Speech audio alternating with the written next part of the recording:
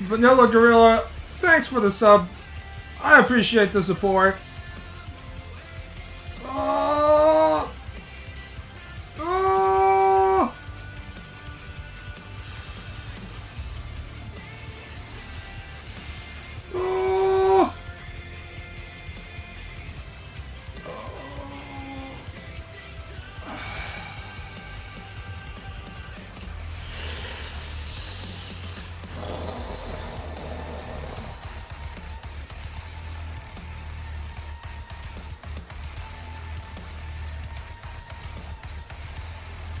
What are we doing with our life, guys?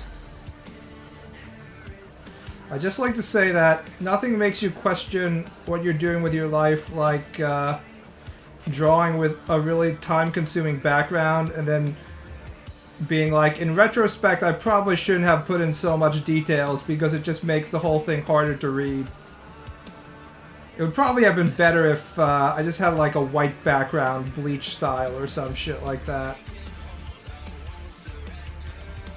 Did you guys see that Michael Bay wants to make a Skibidi Toilet movie and TV series? See, we're at this point in the internet where that could either 100% be true or 100% just be a troll.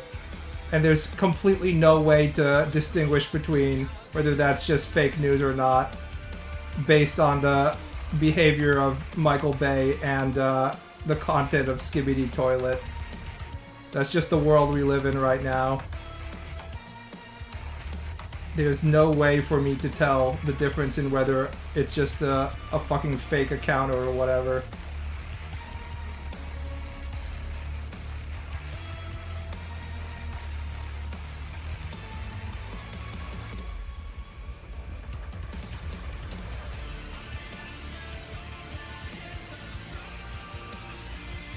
Chapter 3 looking good. This isn't Chapter 3, this is Chapter 2. Please don't ascribe more progress than I've actually made. It's actually depressing. It is looking good though. It still kind of looks a little amateurish, but some of the panels look professional quality, which is the goal. You kind of need to just grind yourself to acceptability. There's no other way out of it. Nothing ever made me question life more than just drawing big-titted anime girls because it's a loathsome road, and at the same time it isn't. It is definitely not, considering it's literally the only thing that people do when they pick up a pen in the year 2024.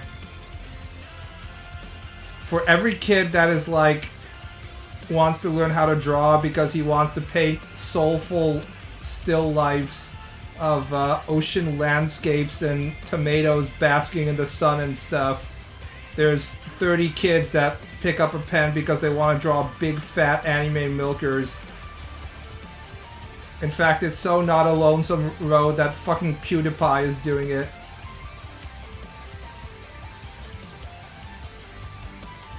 It's not more Marvel slop, at least. If there's one thing that we know in the year 2012 is that if you're drawing titties, you're drawing like the most forbidden of all fruits. Especially when you come, if we're talking about like Western media and video games and stuff. Girls with big boobs in this day and age is basically the ultimate forbidden thing. Like, you can have like, there are situations in which you can have girl with fat ass, and then everyone will be like, yeah, and shit like that. They'll post it. But if you're like a Western video game company and something, the one thing that you're not allowed to have is a girl with like a D-cup breast. It's like the ultimate male gaze item right there. And if you indulge in that shit, you're just immediately blacklisted. So as amateur artists, we really need to step into our role of providing titties to the universe.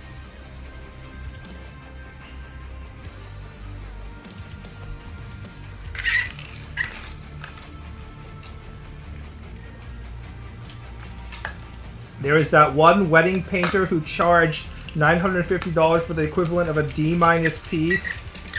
To be fair, weddings are a huge opportunity to scam people, you know, because it's one of those social gathering shit that normies have to do. Like,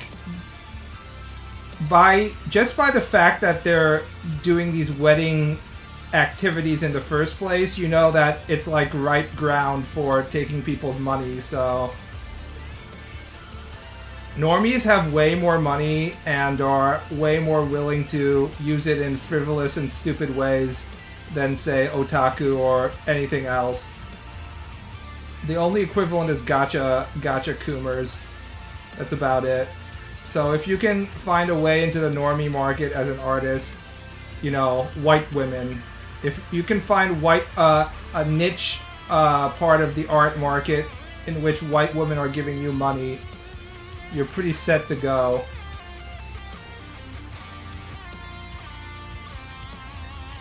Wedding photographers charge thousands. Exactly. It's like, oh no, how will we have photographic evidence of, you know, everybody getting drunk at my wedding? If only there was some way in which someone could take a photograph in the year 2024. How will we record what happened visually? Better hire this person that's going to charge thousands and thousands of dollars.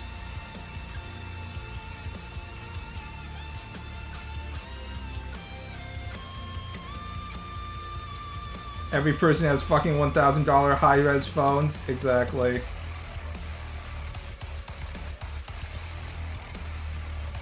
It's a massive scam. But we all knew that. Hey, what's up?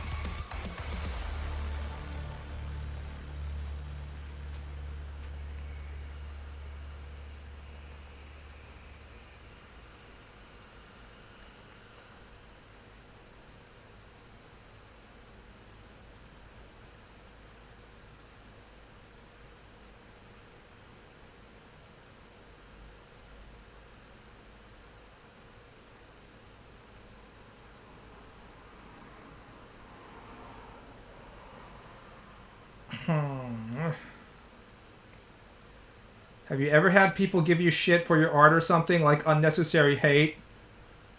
I had one guy who got really mad when I posted a comic about a gender-bent female Griffith elf making some kind of like have sex with me joke after Miura died. Which is somewhat understandable because everyone's grieving, but I was like, what am I gonna do? I mean, I have to post something. Everyone's already posting like their super serious pictures of Guts' sword in the ground, etc. So some guy was like, you have dishonored Miura's memory. So I blocked them. Which is always the good thing about socializing with people online, is that if there's anything you don't like, you can always just block people. Oh, the reason I blocked him was... That's right. It wasn't just because he was getting angry at the fact that I was posting memes after Miura died. It was because when I went to his Twitter account, he only followed me, and he had like 6 posts, and they were all replies to other pictures I had done. And they were all, like, calling me a cuck and stuff. And I was like, okay, this guy is just a troll. So, yeah. He only exists on Twitter just to fuck with me. So I blocked him for that. Now I remember. There was also a person on... When I was still posting on Tumblr and drawing poorly done anime boobs, who showed up and they were like, you are leading to the decline of Western society or something. I was like, wow, this guy is weird. And I went to his Tumblr account, and he had an entire Tumblr page that was just endless GIF images of women getting punched in the face and women like getting drowned in bathtubs and stuff. It was just like an entire Tumblr devoted to violence against women, and I was like, holy shit. I have ran into the dark part of Tumblr. This guy's just like, I don't know what's setting him off, but yeah, I blocked him as well. I can kind of see why Tumblr had to basically nuke all porn, because they must have had like a massive child porn problem if those types of people are just hanging out on that website.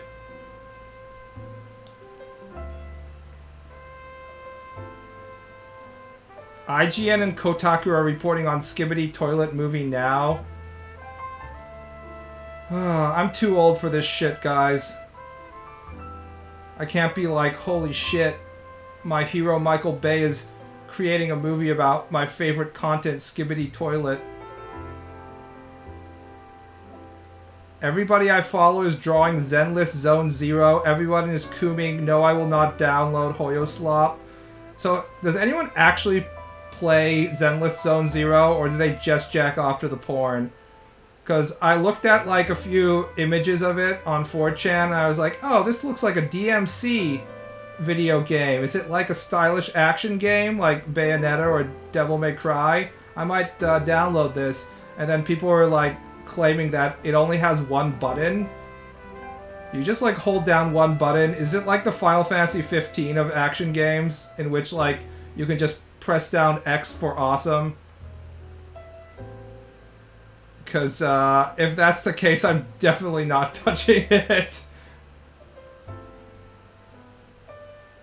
It's like a mission-based casual DMC. It's very basic one-button action game with flashy animations. Yeah, that's what I guessed. There's no way that MiHoYo is actually going to make a video game that requires you to like learn fundamentals and shit like that. That's not a thing, so yeah, we're not playing it. It's not as if like DMC is insanely complex to begin with. The girls do be cute though, that's the point though. Yes, the point is for you to look at cute girl and be like, ooh, that girl is cute. I sure would like to play video game where I get to play as that character, and they're like, too bad. The only way you get to play as that cute girl character and jack off to her is by wasting your life savings on gacha, so the sooner you finish the game, the sooner you can find the Rule 34 content. I have a life hack for you. It's called going to the Rule 34 content and skipping the game. And definitely skipping the gacha. There is nothing to stop you from jacking off without playing the game. And some people will be like, no, my knowledge of the video game enhances my FAP session, but I'm not even sure about that at this point.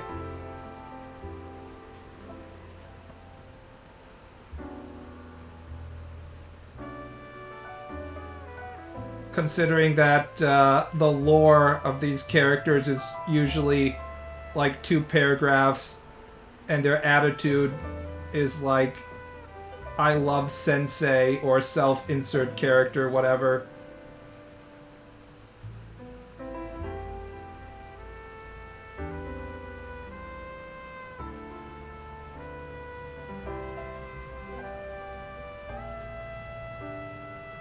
I would say leave a bad review without playing it, but Hoyo fans review bomb their own games when they don't get their fix. It doesn't matter. It's not like this is one of those games in which it's reliant on people actually playing, or people buying the game at full price, right? It's entirely reliant on gambling. You're fucking gambling everything, so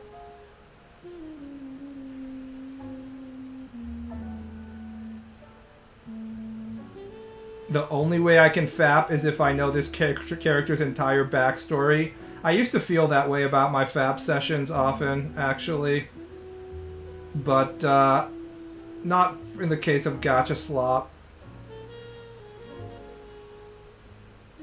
My favorite form of FAP is the horror and shock that comes from reading some sort of shonen content and I'm like, ooh, that character is cute, that character is hot, and then like at some point the author loses their mind and just starts like drawing rape porn of that character. I'm like, what the fuck? The shock boner is what I enjoy more than anything, but it's the hardest. It's the hardest fetish to satisfy because you can't go looking for it because then you already have knowledge of it.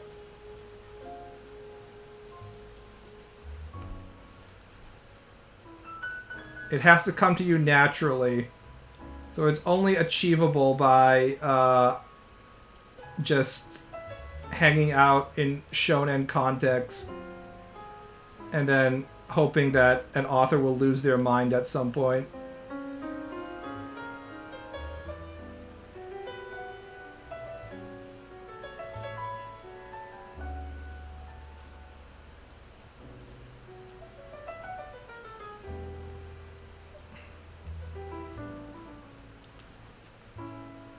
The joy of trying to figure out how to use tones.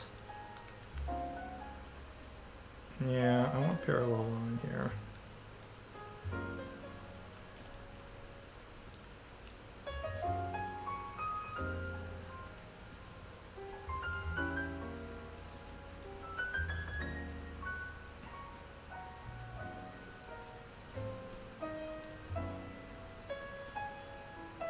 People keep saying there are two furry characters, but there aren't. There's a furry man and a bear walking upright. It's literally just a bear, but people keep trying to call it hot.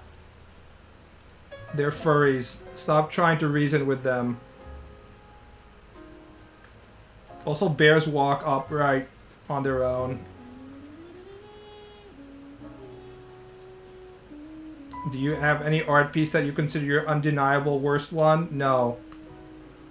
I don't really remember my shit, so the answer is I don't actually remember.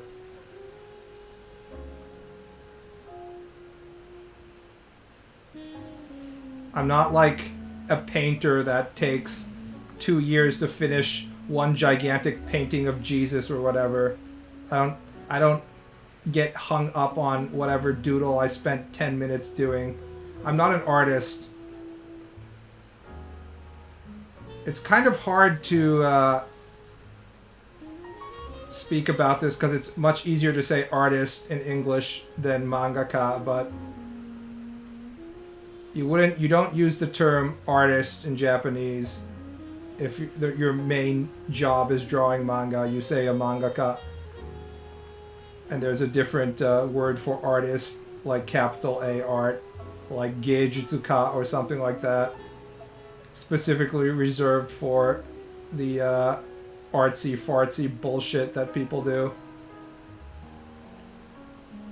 And the wolf guy, people are looting him. Wow, who would have thought? People are looting every one of the characters, guys.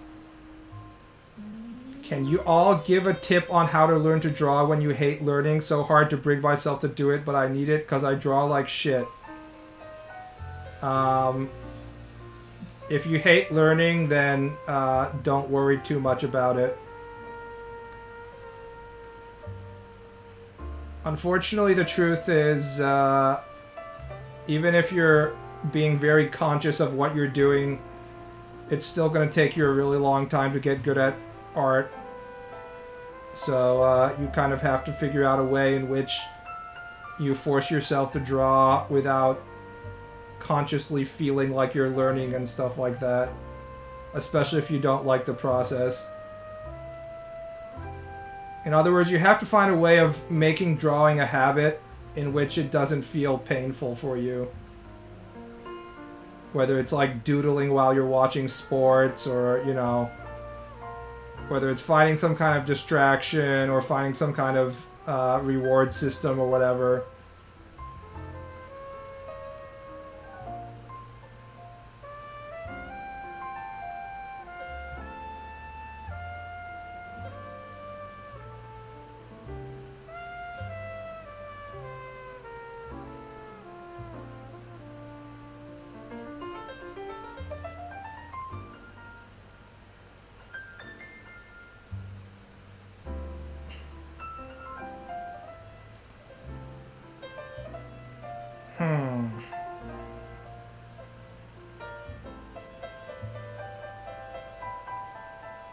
Bears walk like they're constipated when they stand up. Yeah, they're not exactly meant to be bipedal creatures. It's just one of their bonus modes.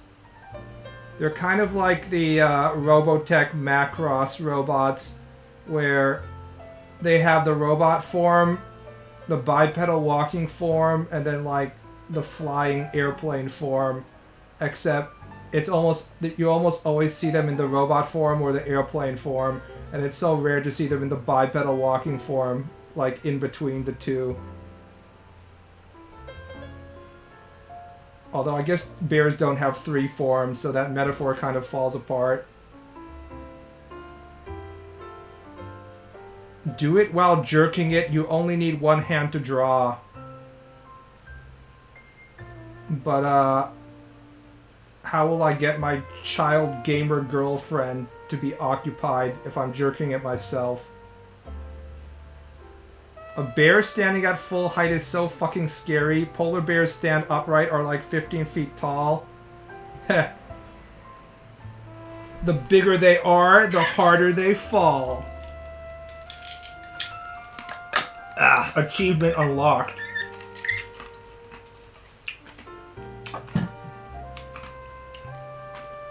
That shit don't scare me. I can take a polar bear anytime. Hashtag male self-confidence. Everyone is obsessed with that shark girl? Yes. One of the easiest ways in the year 2024 to get people to like your character is just give them jagged shark teeth and a fat tail. That's really all you need to do. People are like, whoa, tail is fat, whoa.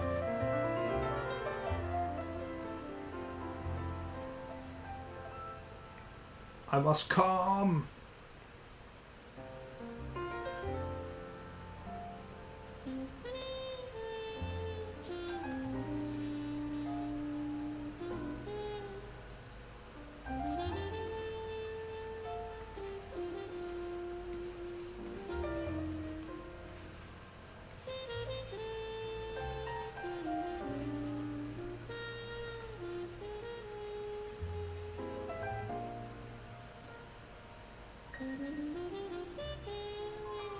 I don't know. I just don't get why, I don't get the mentality of people who get addicted on gacha slop. I've touched it, and the pleasure center of my brain isn't properly activated like theirs are. So for me, it's just a subpar video game that doesn't give me all the options for gameplay immediately and forces me to run a roulette wheel to get more characters and shit. I will never really understand what's so appealing about that, but I actually do. I understand what it is appealing. It's the gambling addiction part of your brain, but because I have very weak addiction impulses, it will never really trigger for me.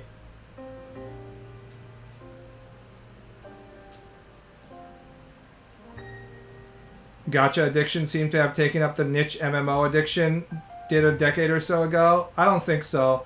I think the MMO addiction and the gacha addiction are two different parts of the addictiveness of the brain. I think the MMO addiction is actually sort of like a stoic part of the brain. Like you want to feel respected and loved and like you're achieving something through hard work. You know, like you're working a real job or something.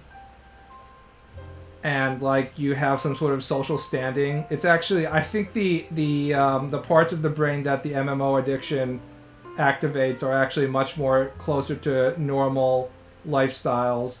It's not the running the roulette wheel and getting the drop, even though there's often drops. Like, even though there's often random RNG elements in MMORPGs, I think a lot of the addictiveness of that is just the satisfaction from being better than your peers and being like a respected part of a community and shit like that. And also the sunk cost. When you've sunk 10 million hours into playing Final Fantasy 11. You can't just quit, right? So, whereas gacha truly is the well-documented monkey brain, like I have to keep on rolling the roulette wheel part of our brain that people just can't control. I think that's what's actually going on.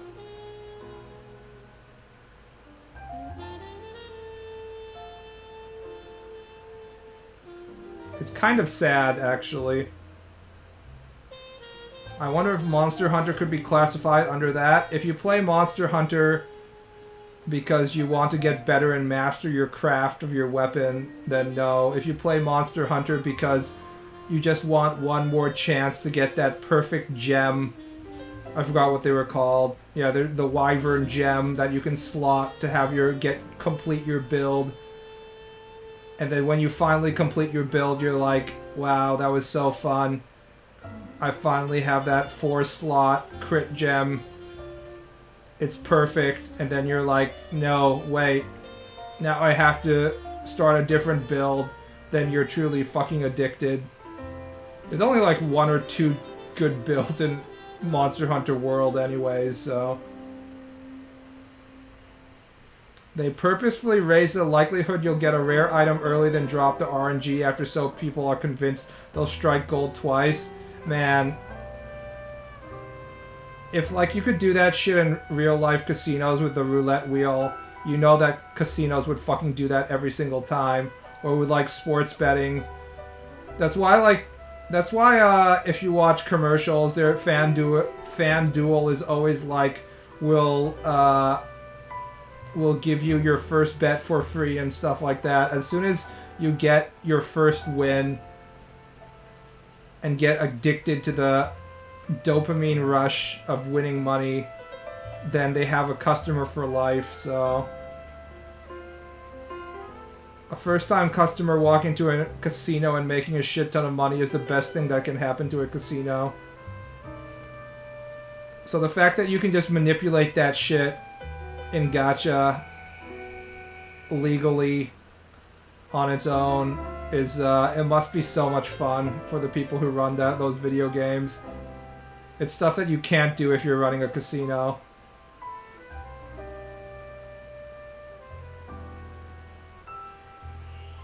It's batshit to me that ESPN now has a betting app as well. Yeah, we've just straight up decided that we're gonna allow people to fucking ruin their lives. As long as every gambling FanDuel ad also gives you like a 10-second segment where they're like, gambling a problem? In these states, call this number. In this state, call this number. In this state, call this number. As long as they have that, we've decided in American society that we're just gonna let people with addictive personalities fuck up their life. It must be hell if you have like an actual gambling addiction and you want to just watch some sports and during every single commercial break you get 10 ads for online casinos and like sport bets and FanDuel and etc., all that shit. I'm so glad I don't have that problem.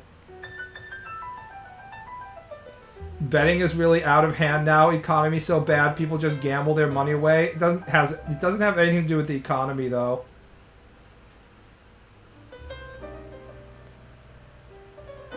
It's not the bad economy that's forcing people to waste their money. It's just they can't control their brain chemistry. I mean, we literally had the most famous baseball stars translator waste, what was it, like $100 million or something? I forgot how much Ippei was fucking gambling of Otani's money, but we kind of forgot about that shit this year. But that happened like a mere few months ago, where it came out that Otani's translator was basically gambling away all of his money and he didn't know about it. Gambling problem, you will now, yeah. Also, the whole thing of like asking if people have a gambling problem and then they should like call this line is so fucking disingenuous. Like, if people know they have a gambling problem and are gonna call that line, then they're already like halfway to the part of, you know, fixing themselves. So before they get there, there's probably an entire life to be ruined. They're gonna waste hundreds of thousands of dollars before they actually call that hotline, and that's like the entire setup. Is like, yeah, they might call the gambling addiction hotline at some point but before they can admit that, they're gonna waste all of their life savings. Did you see the copped gat in ZZZ? What's her name? Can we just like decide on one word for butt? Do we have to invent a new word for butt every few days? Zenless Zone Zero Cop Girl Zuyan.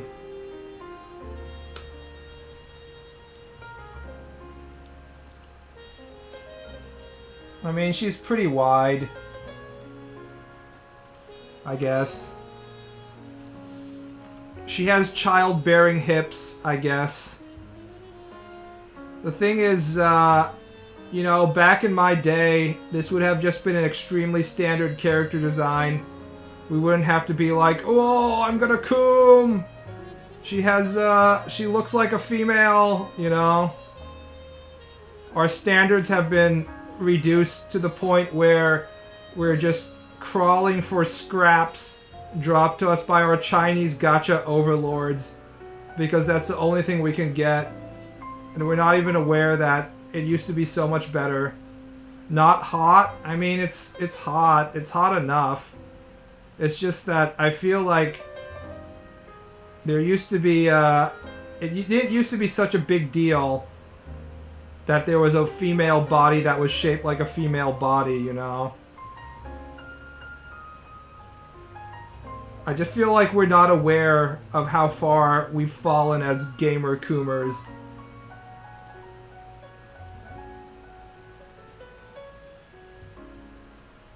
She wouldn't exist in a Western game? Yeah. I keep on thinking about, what was it? Pokemon Go new character models. This one.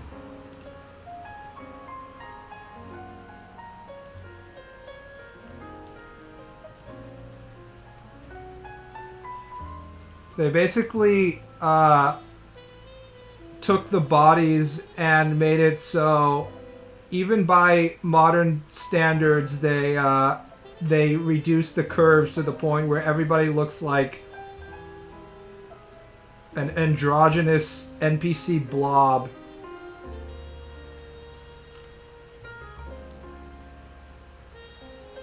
Yeah, look, it used to look like you know, normal female body with vaguely developed breasts and hips, although not sexual in any way, to completely androgynous NPC blob where there's no sexual characteristics.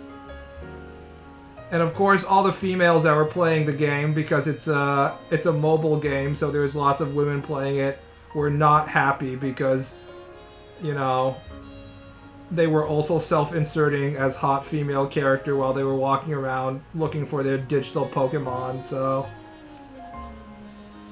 Nobody actually wants this shit, guys. But, yeah. They really fucked up the model. It's by design, guys. They had a perfectly okay model, and then they were like, not anymore. People are finding our characters attractive. There must be no secondary sexual characteristics in our game under any circumstance. It's the only way to make sure that nobody will ever touch themselves ever.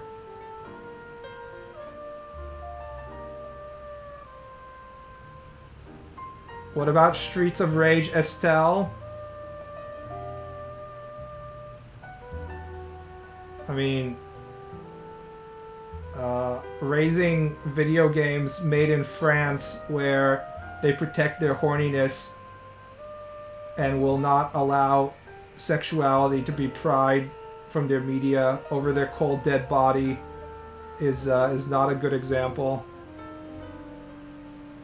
You're only allowed to coom if they openly encourage you to. You're only allowed to coom if it's in extremely limited situations in which it's both ironic or possibly homosexual. Baldur's Gate was allowed because you're allowed to be like, ooh, hot guy, hot vampire. It's male sexuality that's being banned, not sexuality as a whole. But sometimes the video game companies don't get the note and they mistakenly ban all sexuality, like in the case of Pokemon Go, in which case their female user base gets angry. And they're like, whoopsie. I thought we were supposed to get rid of all sexuality. It's like, no, just male sexuality.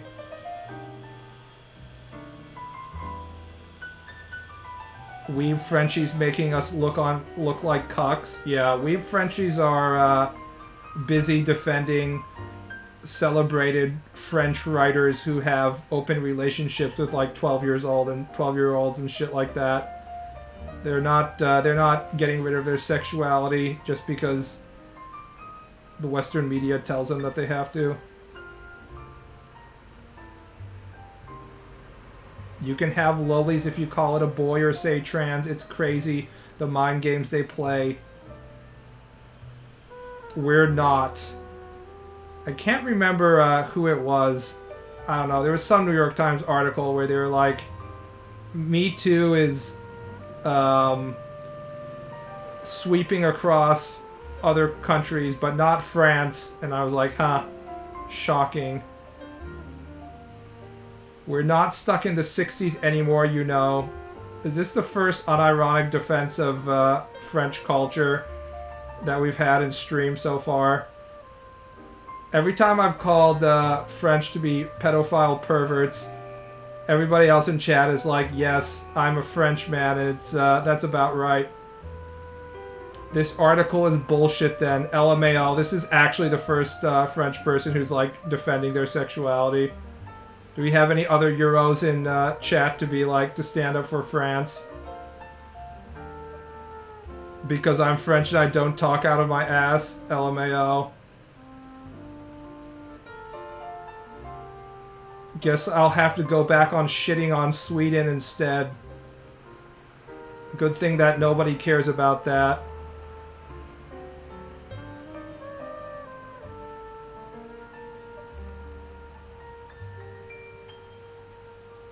What does France have? Bonded Zins, Miraculous, Ladybug, Wakfu. Wakfu only known because the character designs are hot.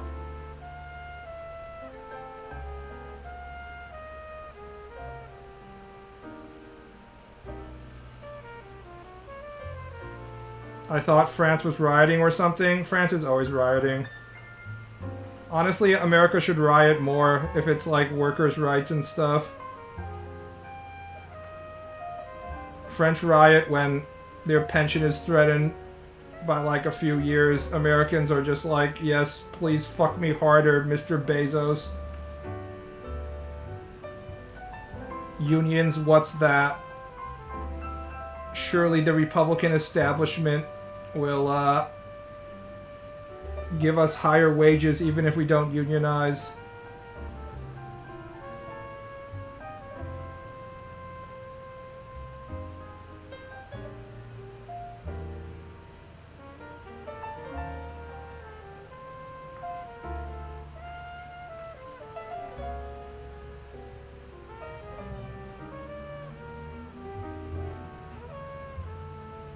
We have Airbus that doesn't suck, unlike Boeing. LMAO. We actually have like a French national who's like super positive about their country and stream.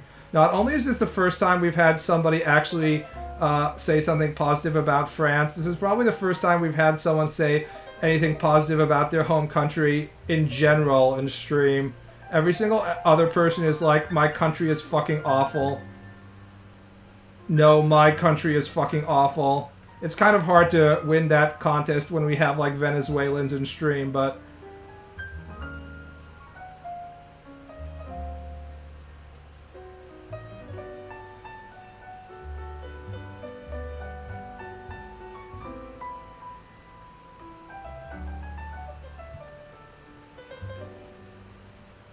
there should probably be more than 2 airplane manufacturers, considering what an important part it is about modern society, but there you have it. I really hate the hypocritical claims from fucking Americans about French being pedos. That's all. Americans aren't pedos. American Hollywood and the powerful elite are pedos. No, wait. It was only Epstein who committed suicide. We'll never know the truth. What a shame. If only he hadn't killed himself.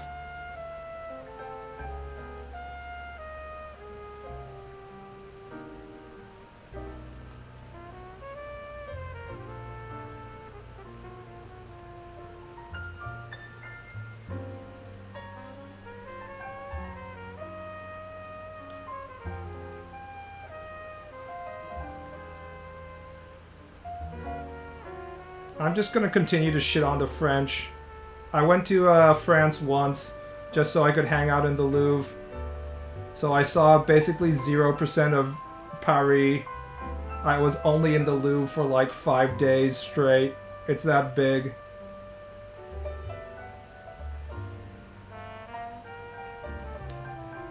The only thing I learned about French cuisine is that all the food places near the Louvre all feature steak tartare, and I was like, I'm never gonna eat raw meat.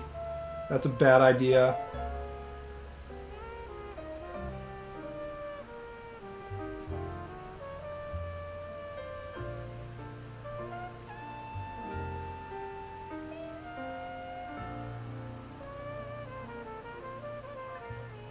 Well, hilarious in the sense I'll bash their heads in while laughing mad. Holy shit, you really are like a actual nationalist we have. You're not bashing anyone's head in, any American's head in, dude. Everyone in America has guns. Unlike French. Everyone's fucking armed to the teeth, dude. We can't walk 5 steps without having a mass shooting. You're not bashing anyone's head in.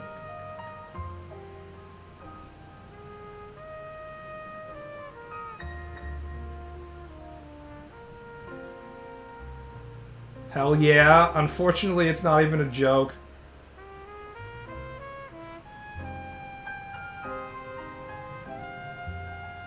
We have to... If you watch American local news, they're like... I was watching American local news on, like, July... I don't know... 10th or something? And, so it was like July 8th. It was like 4 days after July, the 4th of July. And the local police were like, we need to stop having shootings occur at gatherings. We've had 8 shootings since July 4th because people are having block parties and shootings occur at every single fucking block party. I'm like, are you kidding? I was just like, wait a second. We've had a mass shooting every day in our local news. In the last 4 days, I was just like, are you fucking kidding me? Like, if there's a shooting in Japan once, it will be national news for the next 10 years that there was a shooting.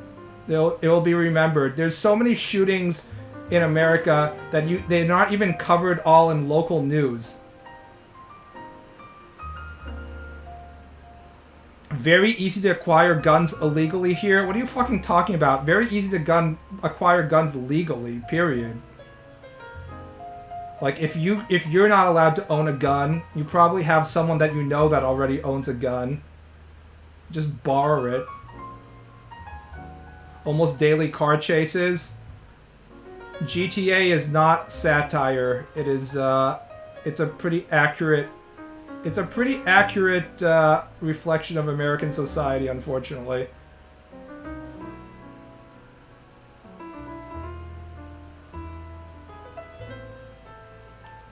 Two beefcake American cops shooting a black woman because they were afraid she was going to throw boiling water on them and they were whining they had no choice. It was actually just one guy. I saw the video. He was just like, well, better shoot them. On the other hand, I'm not even outraged because it's such normal behavior for cops at this point in America. Again, you're not bashing anyone's head in. The cops are armed and they're gonna shoot you immediately, and so is everyone else. I live in a super liberal,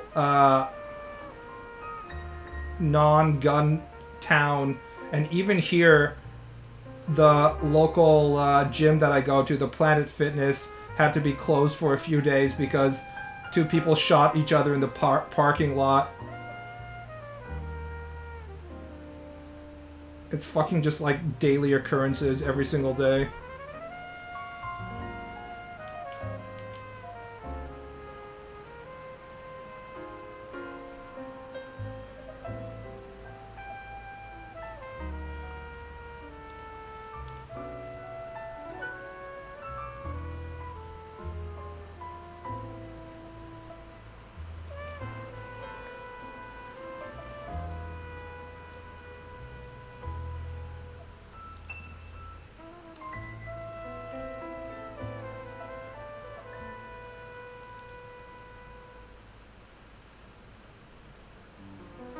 France LMAO, that's all I gotta say. Yeah, I kind of agree. The reason why people don't like France is because they think they're way more important than they are.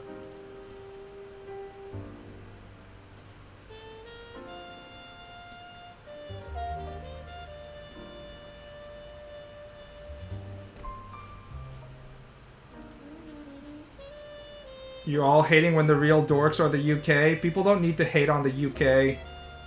They do a lot of self-owning.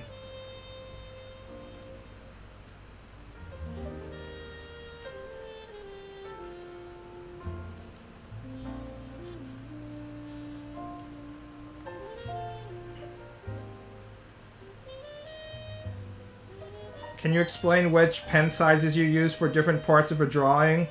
So that's kind of difficult, but I kind of judge the pen size that I'm going to use based on the thickness of the borders that I make. And I've decided the thickness of the borders based on taking other manga panels, like professional manga panels. Like here I have, you know, screen clips of Toriko, and seeing how large the border lines are on my screen, and then making it so it seems like a pretty similar thickness. It's one of those things where there isn't any specific guidelines because you don't really have any like actual hard rules on that shit. The only people who hate the British are the British themselves. Well, a lot of people hate the British, but nobody hates the British more than the British themselves, yes.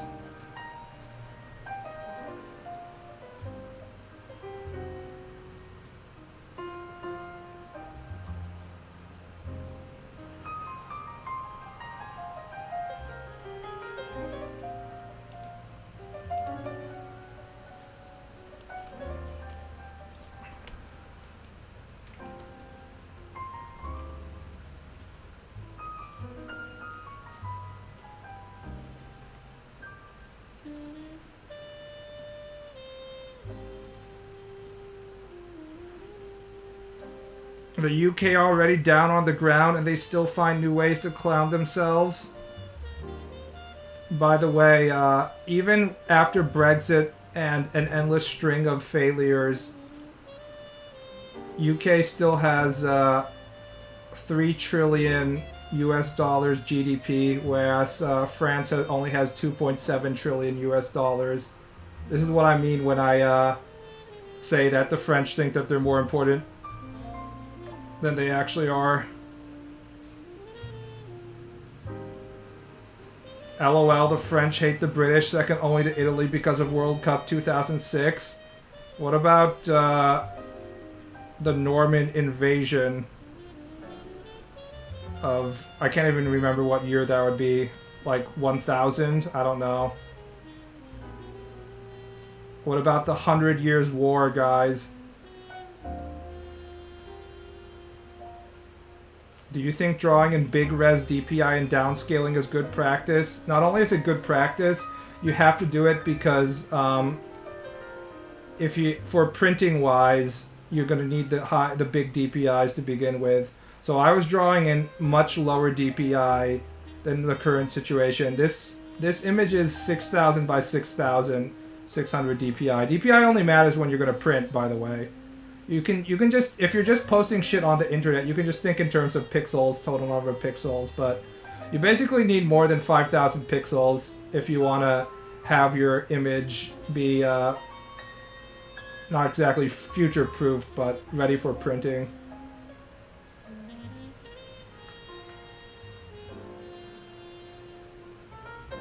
What nationality were the Morons who desecrated Stonehenge? I'm guessing they were an international group of, you know, dumbass environmentalists.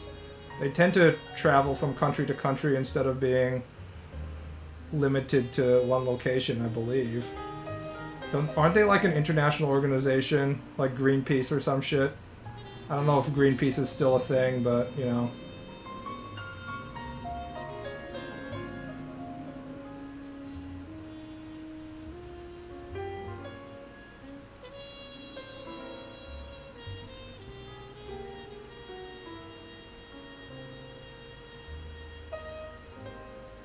Stabilization, yes or no? I actually fiddle with the stabilization quite a lot when I'm drawing. It's something that, like pen size, I alter depending on what I want to draw. Because there are some lines that I want to be very squiggly and unstabilized, and others that I want them to be like proper looking. So that changes depending on the context.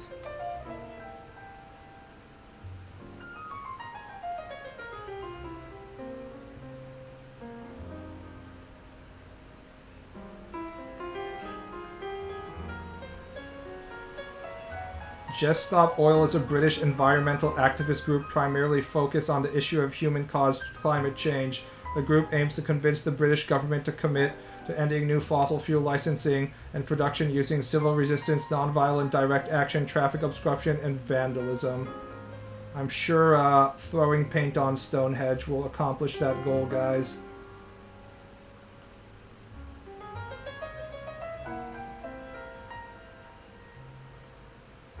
Whatever, it doesn't really matter one way or the other. It's just a bunch of rocks.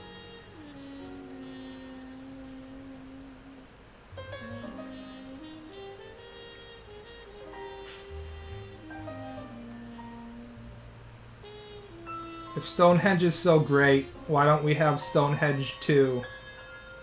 Checkmate, atheists.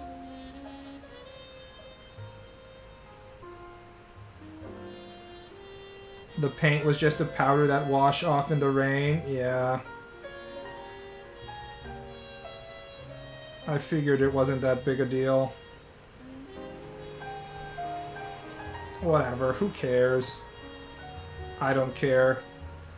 It's not going to convince anybody to stop new oil drilling, and it's not going to greatly damage the rocks either. And ultimately, they're still just rocks. The reason why they're significant is because they're standing there, not because they have a perfect surface. The aliens won't mind that we dinged up their traffic cones a bit when they park their alien UFOs there next time they visit Earth. They'll just be like, damn, this neighborhood is getting shitty. Look at all the vandalism on our traffic cones.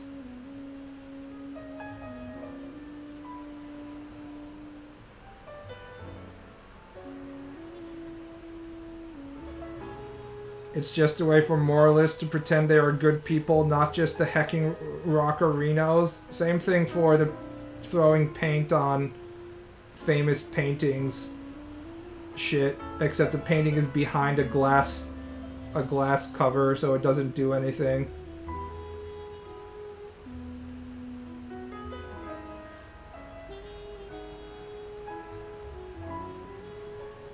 If these environmental terrorists were actual terrorists and actually had balls, they would be blowing up Stonehenge like the Taliban did to the like 1,000-year-old Buddhist statues faces that they had like carved out of the rock in caves and shit.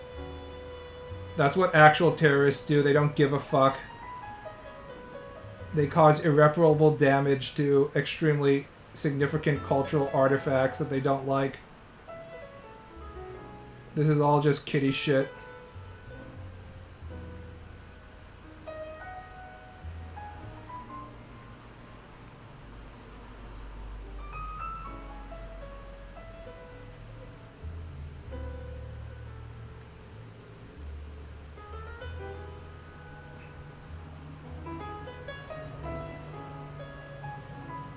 There are literally just stones on a grass field. No one is guarding anything there.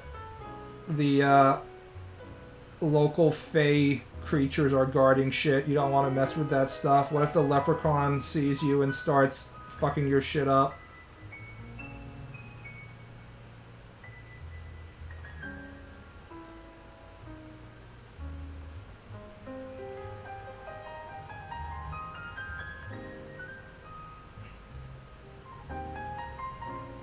Yes, the elves are always watching, guys.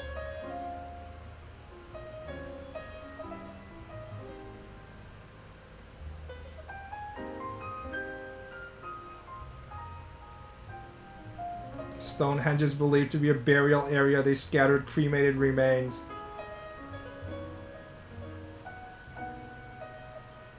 What about all the, like, the light of the season and using it as some sort of time-telling device and shit?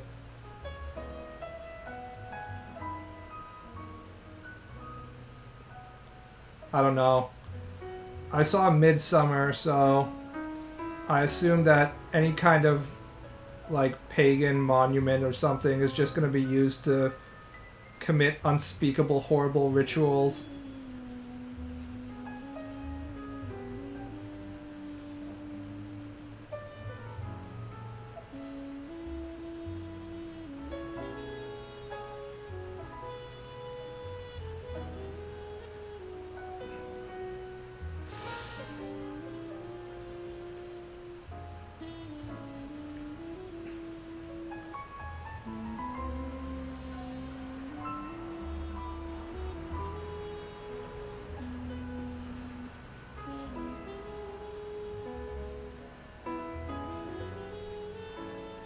Please don't commit unspeakable, horrible pagan rituals. Why not? To be one with nature, I must use psychedelics and then cut people's hearts out and shit. It's the only way.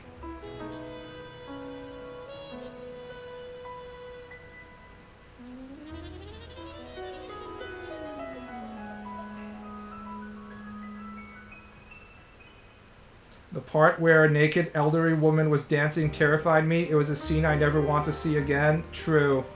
The only women I want to see dancing are Korean K-pop superstars that have had a shit ton of training and also plastic surgery and are shaking their hips in a way that suggests sex. Old people are ugly and disgusting. The human body decaying and getting wrinkly and unattractive is not something that should be celebrated. We need to tell old people that they're disgusting and we don't want to see them. It worked for Joe Biden. If we can just do that to all the other old people, then the world will be a better place. Just give everybody the Joe Biden treatment and tell them to fuck off.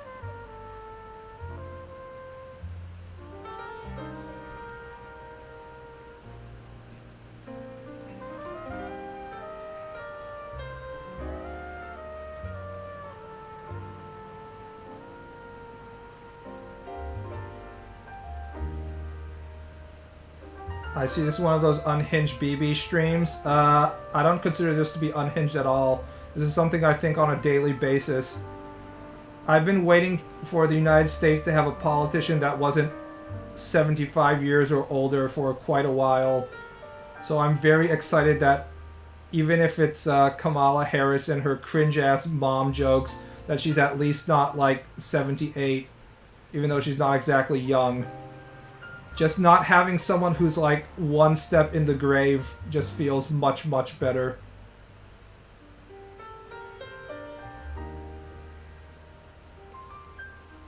Boomers need to know that they're not welcome at this point. They've been the primary driving force for too long because of their population. I'm not American. I have literally no idea about her, but can't be as bad as Biden. I mean, Biden had reached the point where literally everybody that saw him was like, this guy is too old to be doing anything. It was one of those situations where you just couldn't convince people anything otherwise, so... People know when somebody is too fucking old. They can tell. It's pretty obvious. You can't be like, no, he's just having a bad day or some shit. It's like, no, he's obviously too old. Stop bullshitting. We can all see. She's 59. She's still got time before dementia. Yeah. She probably won't get elected anyways, though. It doesn't really matter. At least Kamala declined to meet up with Netanyahu today. I mean... I don't understand why Israel is the thing that divides the Democratic Party and, like, unites the Republican Party. Because whenever I go on 4chan, poll and stuff like that, the only thing that these right-wing guys talk about is how, you know, the Jews control everything, blah, blah, blah. So, the far-right, right-wing people are definitely anti-Semitic and are definitely in the Israel controls everything conspiracy theory group. So I don't know why, when you get even to slightly mainstream Republican Party, the Republican Party is like 100% in support of Israel at all times. I understand that it's like part of the whole Christian establishment because Jesus needs to be in Israel to, or Israel needs to exist in that location. The Jews need to be in control of whatever for Jesus to return or some shit like that. But just like in general. Right-winger, the Jews control everything, votes for Jews, classic right-wing behavior. It was more like the Jews control everything, and then Donald Trump will fix that. And he is, because he understands how to fight the massive Jewish conspiracy that I believe in. And then it turns out that, no, he's not going to do that at all. Shocking. Who would have thought?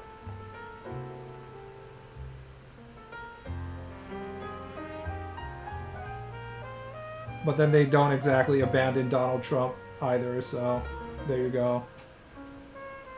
Bush was all about that. Christo-fascists want to have access to the area for the end times. That's what I've been told. Something about Jesus' return or some shit.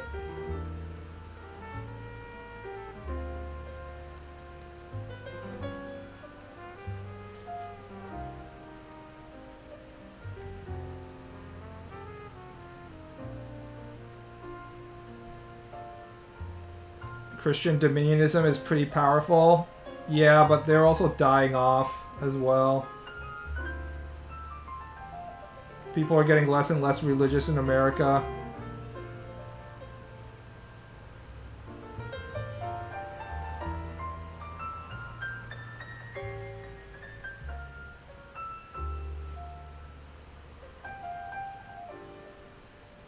They're dying off, which means they're getting desperate. Exactly, which is why they're banning our credit cards. So I can't buy eroge on DL's site.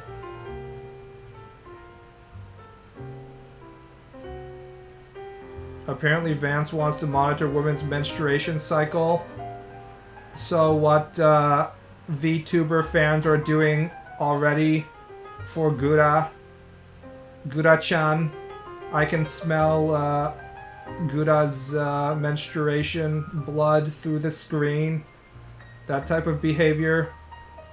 Extremely based. How will I know when my VTuber girlfriend is most fertile if I don't monitor her menstruation cycle?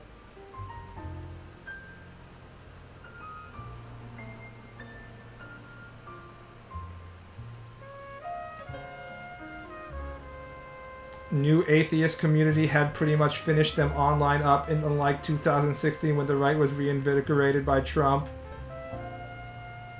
To predict which woman from which abortion-prohibited state will try to migrate to abortion-friendly states. They're just saying that shit because, let's be honest, the vice president doesn't fucking matter. This is why nobody knows what Kamala Harris is like, because Kamala Harris has been ostracized by her own administration for the last 4 years.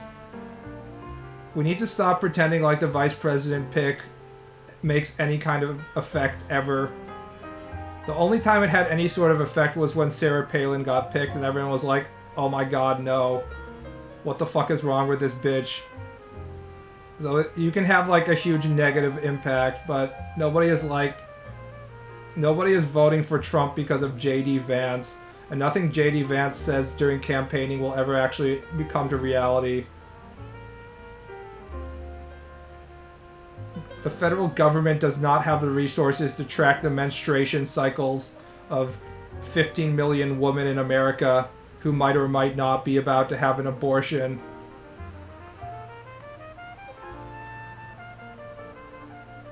Cheney was pulling the strings during Bush. That wasn't Bush picking Cheney. That was Cheney picking Bush.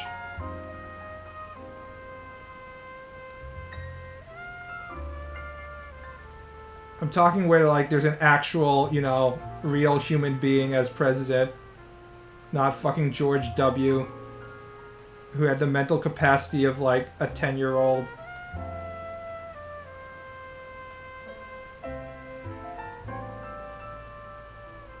It's the red states that are trying to pass border-crossing anti-abortion laws. Yeah, I don't really care. Because it'll just make the red states into even more of a shithole than they already are. Eventually they're going to have to pass all sorts of border-crossing laws because people are just going to want to leave Alabama, period, so...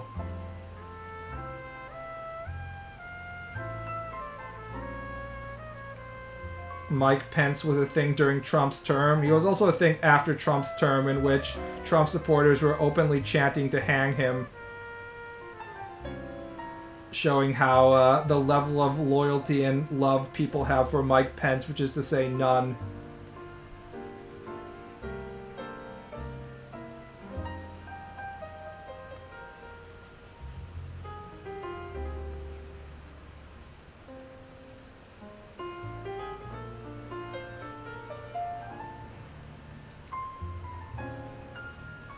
Republicans will pass that shit and Democrats will enforce it, same as it ever was. I mean, they won't have to enforce it if they're in a blue state, if you're talking about crossing state lines.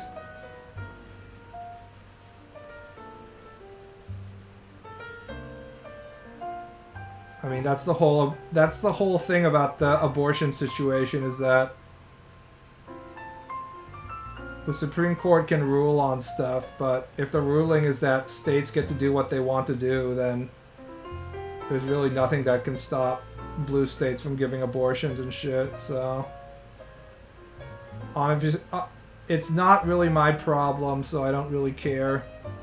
I'm not making anyone pregnant, and I'm definitely not getting pregnant myself. Unless...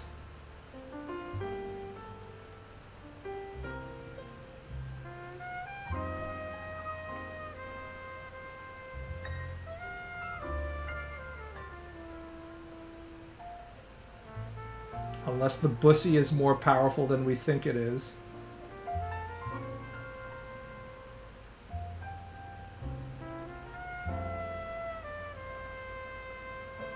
Have you guys seen the Schwarzenegger movie in which he gets pregnant? We need more male preg content featuring Austrian bodybuilders.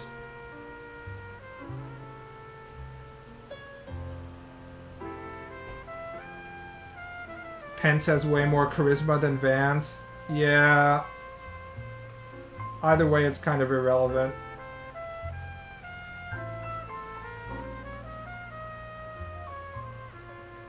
I mean, Vance has only been a politician for like just 2 years, so... Also, I kept on thinking that he was from Appalachia, like West Virginia, because he wrote Hillbilly Elegy, but he's like from fucking Ohio. I don't even know. I guess Ohio is like somehow related to Appalachia, but I don't know if you're allowed to call yourself like a hillbilly if you're from Ohio, dude. U.S. map, Appalachia.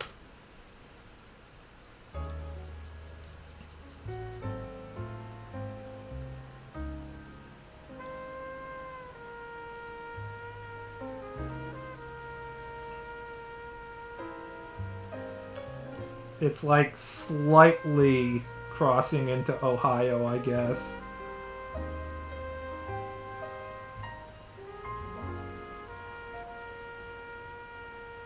I mean, I think you kind of have to be like straight up in West Virginia to really count yourself. It's probably like here. None of these waspy shitbirds have any charisma. There were 3 presidents in my lifetime that had charisma. Clinton, Obama, and Trump. And that's it. Everybody else was riding the coattails of other people who had charisma. Or was inserted into their position by a kingmaker or something. Clinton was the only one who used his charisma for anything useful, i.e. having sex with his secretary. Both Obama and Trump had cult-like followings. I was in university when Obama was running for president, and holy fuck. God damn it. Alright, what are we doing here? Let's duplicate this.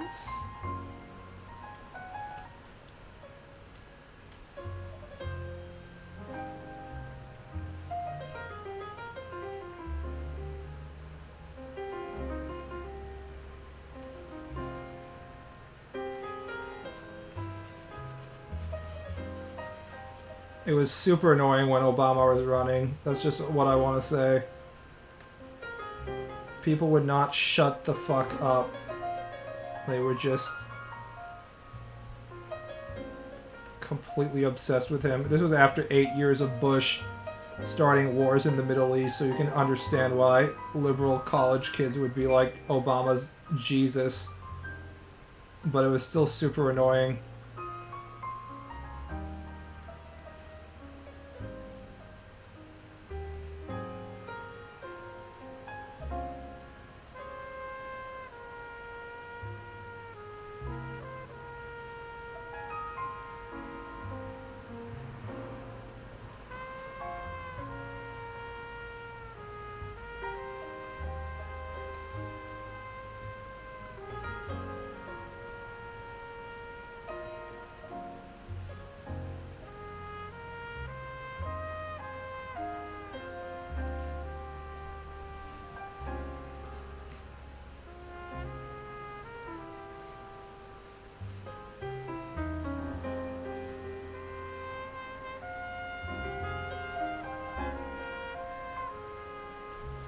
How long have I been going?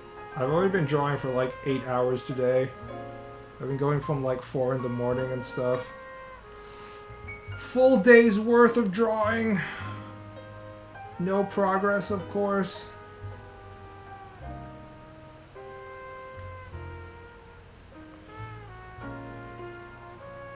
That timer is accurate. I just start it when I'm drawing, just to keep track of whether I'm actually doing shit.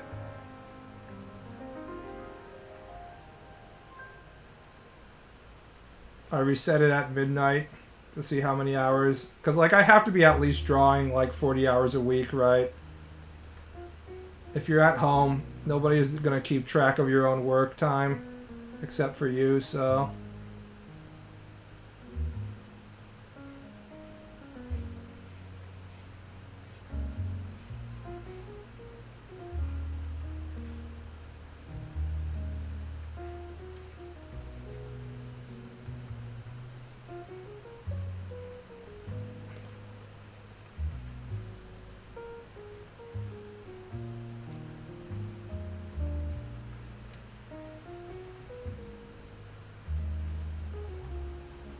Bush Jr.'s Dodge mechanics, we're still talking about them. I don't know, man. I think it's kind of overrated. I guess he moved pretty quickly, but it is just a shoe. It's not like he dodged a bullet like Trump did.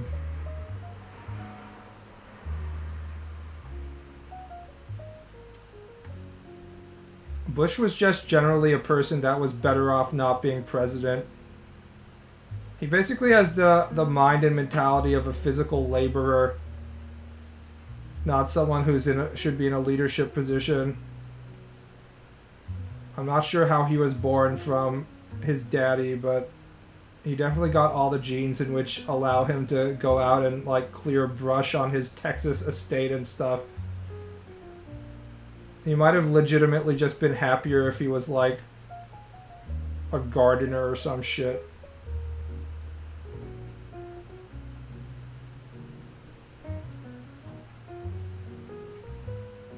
The Olympics calling breakdancing breaking feels like an attempt to not scare the snobs if it isn't going to be a rap gymnastics. I didn't know they had breakdancing this year, but seems about right. The Olympics are constantly doing silly shit to maintain their relevancy among young people. And it is always ends up seeming very silly because it is. At some point we'll probably have some kind of esports shit as well. Who knows? Maybe not that, but we had wakeboarding of all things, so... Maybe we should have... You know what would be a cool thing to have and televise? Competitive fucking. We already all know that all the Olympians in the Olympic Village are just fucking each other non-stop. So just put a camera in there and make it like into an actual event. Everyone would watch that shit.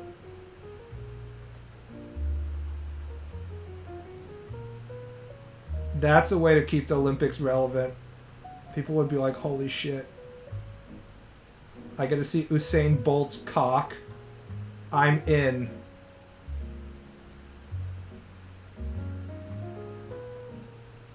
What would be the win condition? I don't know. Number of people impregnated. That way you'd have to announce the winners months after when it turns out whose baby it is when you find out.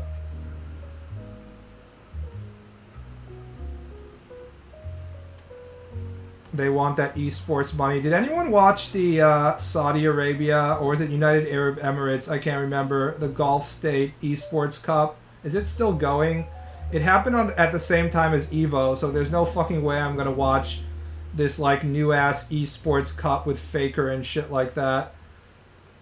Boring ass Call of Duty and stuff over Evo, so I completely ignored it. I don't know if it's still going or not. Did anybody actually watch that shit, or is it all just like fake hype? I get in here and hear Usain Bolt's cock, glad I can count on quality content in these streams. Yeah, it's one of those things that I think about a lot. No homo.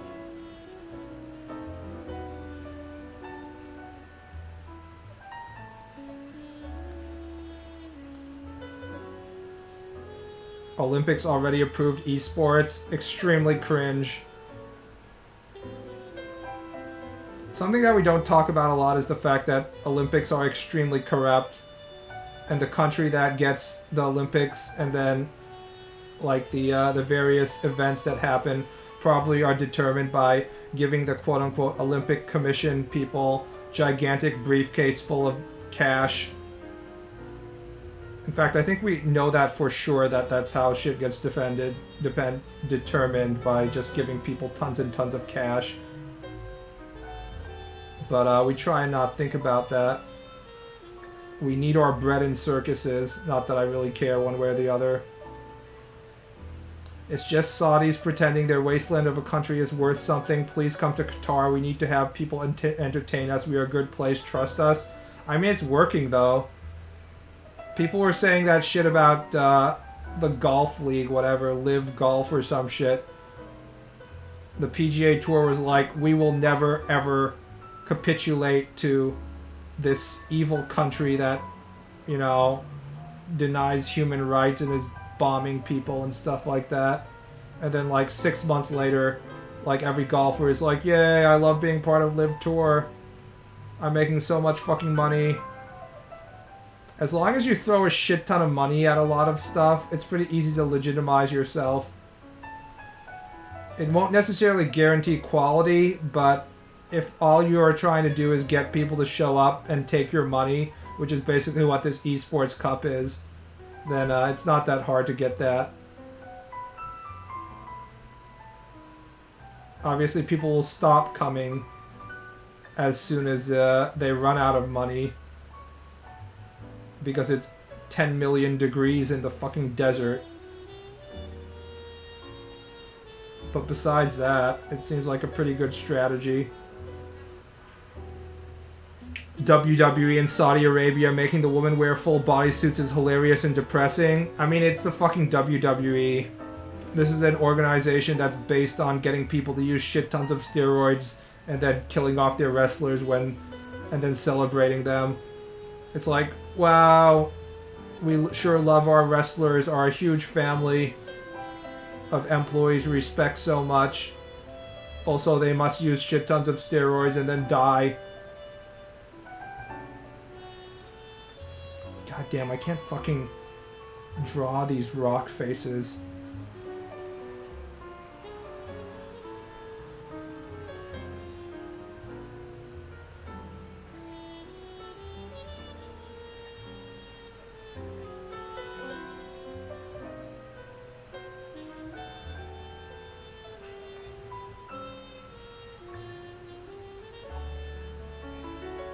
Yay, the oil prince prayed for our meals. Let's give a chant to him, yay, and they love that shit.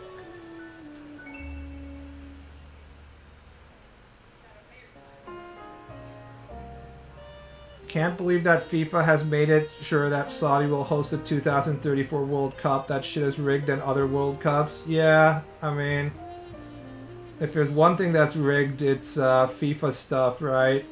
Hasn't there been like 10,000 different international soccer betting scandals in which they were like just straight up caught fixing matches and shit? So just taking Saudi money to determine where the stuff will be hosted is just like, that's Boy Scout stuff compared to the level of, you know, corruption that probably goes on.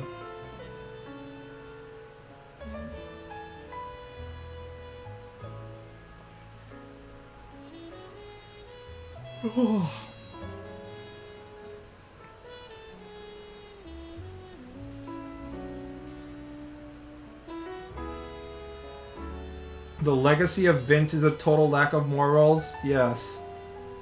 On the other hand, it is professional wrestling, right? Let's not pretend like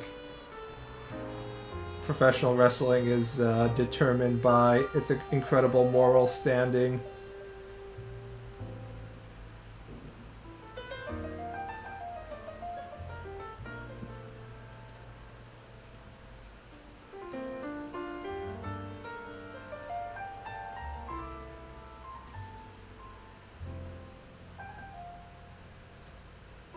Most successful wrestlers treat it as a business. They usually don't care. But what about the purity of the fighting to determine who is stronger? Wrestling isn't just a business. It's an honest activity to see who is the strongest man on Earth. And in no way is it fake in any way. It's an honest contest between two competitors. Basically, I am making the point that if everything is already predetermined storyline-wise, why should they care about other things as well?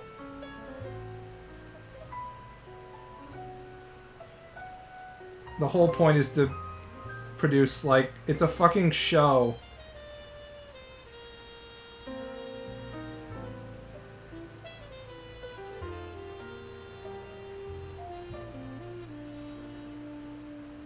I mean, I think the bigger question is whether the Saudi Arabian wrestling marks are okay with watching female wrestlers while they're completely covered up. If I was a wrestling mark in a Saudi Arabian country and I was like, had to be like, yay, I love watching my favorite female wrestler in full hijab. Is it hijab? I think it is hijab, right? I would be pretty pissed, considering I already complain every day about my video games being censored. It was kind of bizarre watching a few commercial images of the Esports World Cup because the local women have to be fully covered, and but they still have like the e-girl booth babes and stuff and cosplayers and shit who are obviously like gonna be close to naked. God damn it. Hijab, is that correct? Whatever. It doesn't matter. This is why Americans like saying burqa, because it's easy to pronounce. We called everything a burqa back in the day. Burqa, Burkistan. When it only applies to the most like extreme versions of the dress.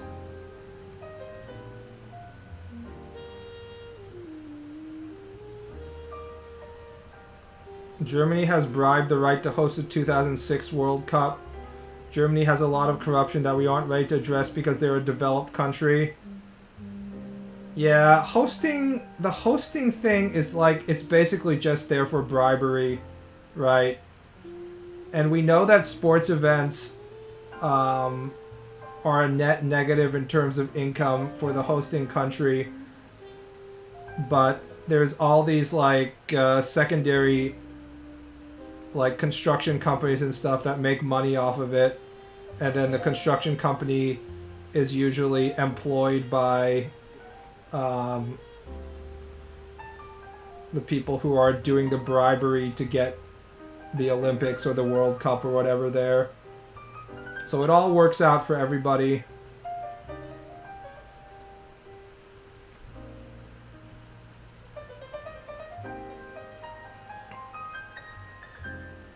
The Saudi and Qatari armies are so weak, I wonder why they weren't invaded for oil yet. They rely on the US for defense. Most NATO countries can solo them because the US defends them. Also, it's easy to just keep them around as oil-producing countries. The whole economic setup in which you directly control the country that produces resources for you kind of died off after World War II.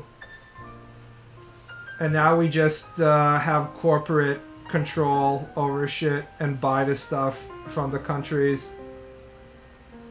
All the extra work that has to do with colonizing these resource-producing countries and then like keeping track of that shit is too much work. I mean, look at all the African nations that are semi-colonized by U.S. companies and Chinese companies to produce their like diamond mines and shit. And yet they constantly have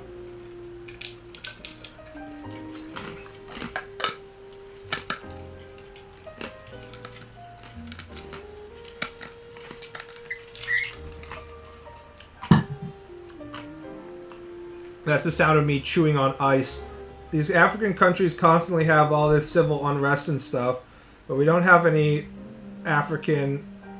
We don't have the American military stepping in and being like, we're just going to take over Zimbabwe because we want access to its diamond mine or some shit like that, right?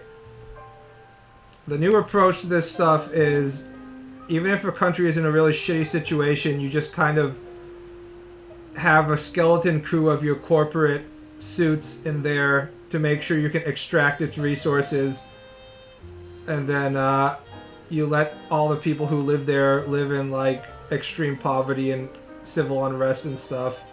Whereas back in the day it was more like you would take over the entire country and try to modernize it and stuff like that. But we realized that it's easier to just make money and get out.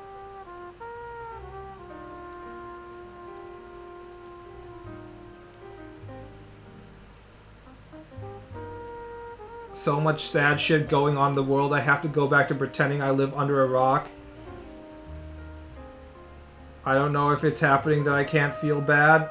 See, there was a time in which I felt like that, but then I became desensitized to everything, and now I don't care anymore.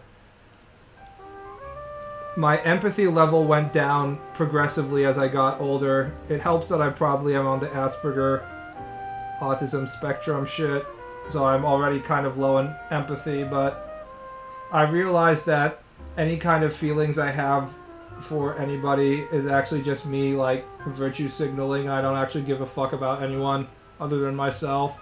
And then I didn't really care about anything anymore. Feels good, man.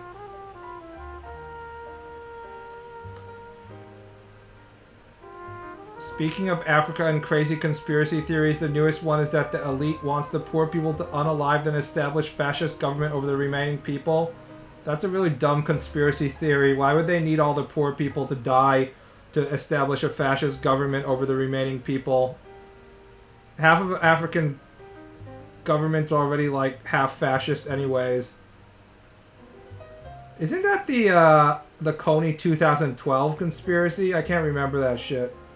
Wasn't that the whole basis of the Coney 2012 stuff? Is that they wanted mass suicide or some shit? I can't remember. I remember watching like one video on Coney 2012 back in the day. Not Coney. I don't know. It's a really dumb conspiracy theory. Your economy doesn't work if all your serf laborers die. Everybody knows that. Also, I don't think there's any situation in which the poor Africans are just going to commit suicide. I don't think they think that way. This isn't like Scandinavia. The Coney thing was people discovering what dictators do. I don't even remember anything about it. I just remember that whoever was doing it, it was a massive YouTube phenomenon and I ignored it.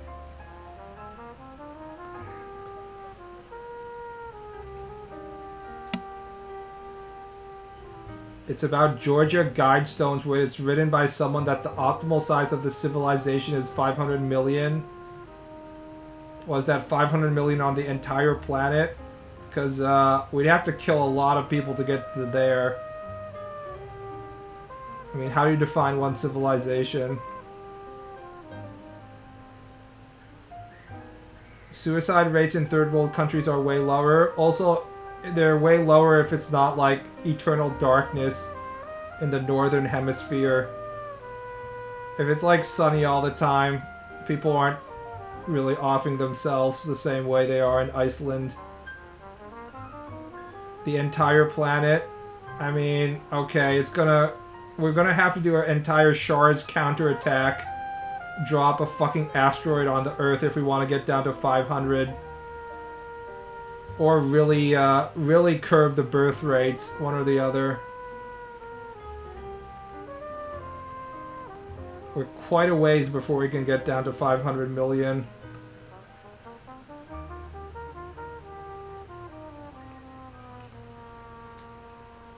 Half of FIFA corruption problems will disappear if they didn't make entire confederations sit out 2 World Cups after they had one of their members hosting. It limits the pool to shitholes.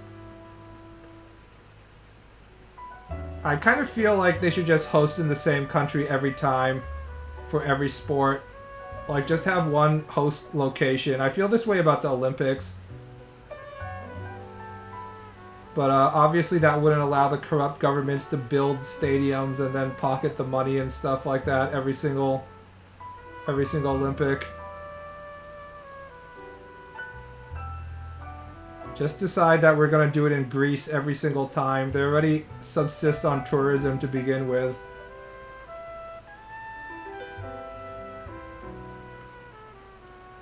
People like vacationing in Greece. I know it has shitty infrastructure and all, but if they do it every single 4 years, then the infrastructure would probably get better. That would be the most efficient way to do it. That was a thing considering about after Olympics after 2028 because only Paris and LA applied. Yeah. People are getting a little more wise to the fact that this is all black market money, under the table payments and stuff to make specific people rich, and it's not actually a good economic setup. It's extremely costly to build all this infrastructure and move shit around.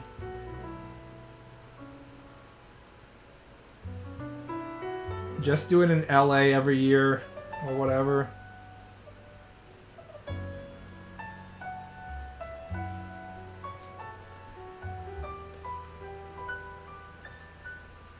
Also, they have to build an Olympic village every time, and the Olympic village is always like, you always get all the Instagram photos of Olympians being burned alive in their room because the Russian state-owned company in charge of building the Sochi Olympic Village made every single one of the houses out of cardboard and tin and stuff like that.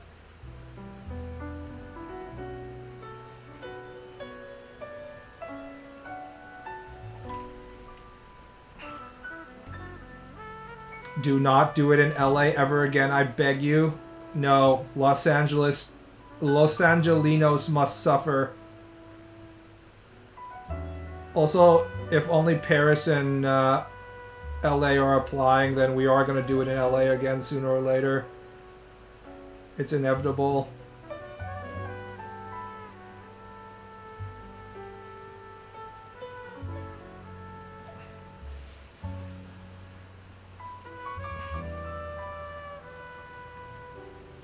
If we hold the Olympics with a country with existing sports infrastructure, then it'll be the US all the time because sports buildings are so over-subsidized there, it seems to me.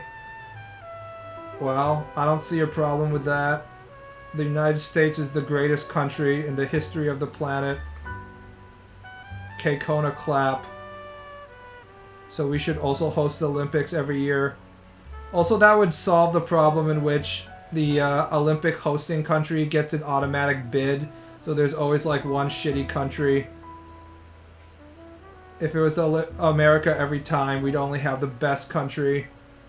There wouldn't be an extra spot for like one shitty country.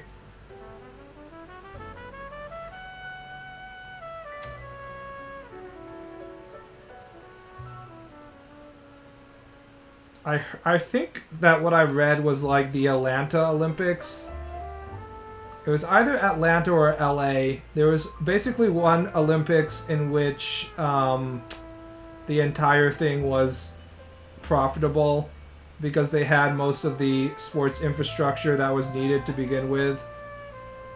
And they didn't have to build very much. And then they had enough TV deals that the entire thing was profitable. It was either Atlanta or Los Angeles. And I think every other one was unprofitable. So just do it in Atlanta every time. It was LA? Yeah. So we should just do it in LA. Every 4 years, people living in LA get their traffic fucked up even more than normal. Serves them right for living in LA. Get fucked, Los Angeles.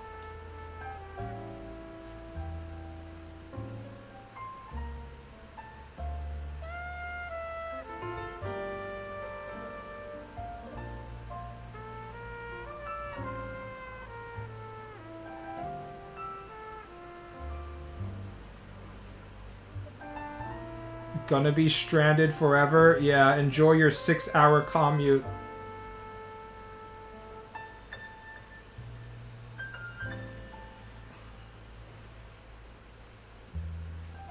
LA might be as well a country in itself. I mean, California as a whole has like the GDP of like, you know, major Western European countries, doesn't it? It's its own little fiefdom of shittiness.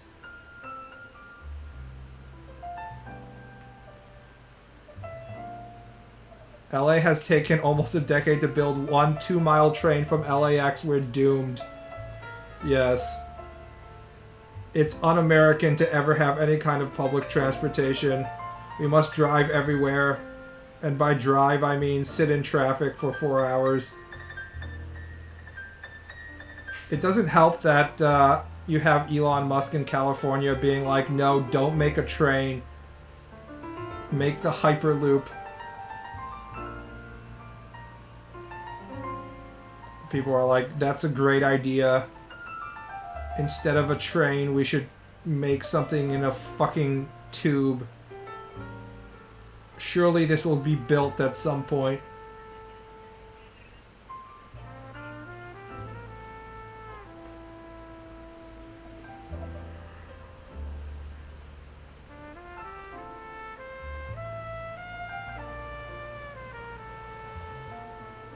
Texas keeps on saying it'll secede, but Cali would be able to support itself until it ran out of water.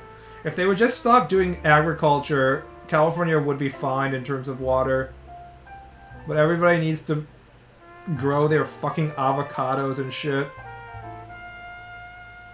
I mean, it's next to the ocean. As long as they weren't trying to do agriculture, they could just do desalination and probably be fine if we were just talking about... See, people can live in desert climates pretty easily as long as they don't want to have giant, lush green lawns. Just like don't shower for 30 minutes every day and don't wash your car and don't have a lawn and don't try and grow avocados in the desert. But everyone's like, nah, it's good.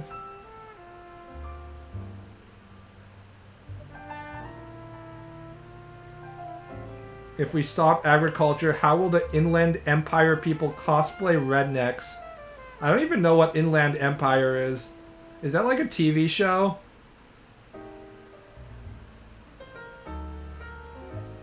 My white picket fence? Just have a white picket fence and just gravel driveway or something.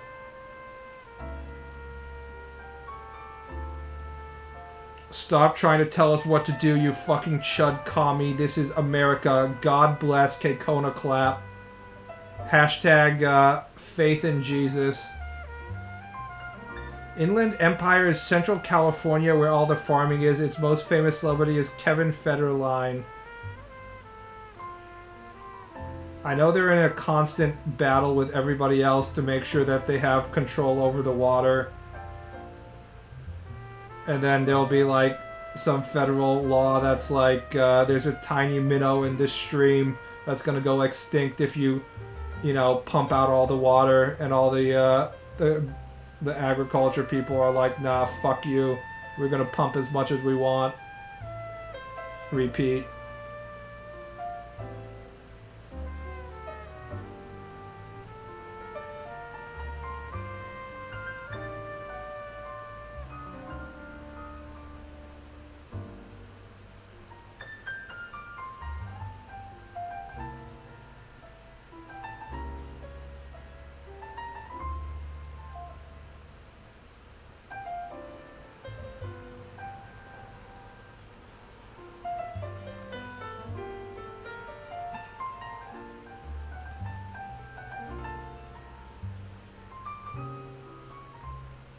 In those super hot places, they literally just oversaturate the ground with minerals in the water, making it unusable. I heard that there are some things that you have to do agriculture in California. There's something about the California climate for some specific stuff like avocados and shit that make it extremely good for growing stuff.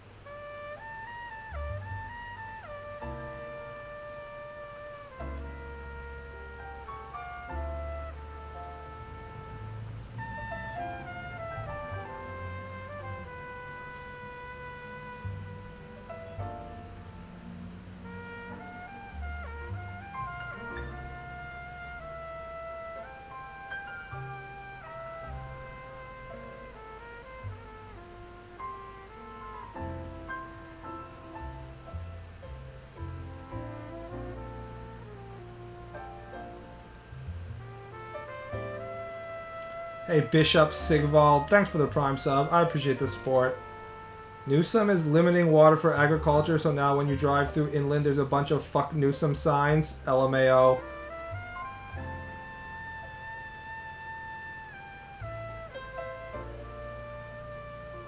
I feel like that's a really good business. You should just have a business in which you sell fuck signs for a wide variety of people.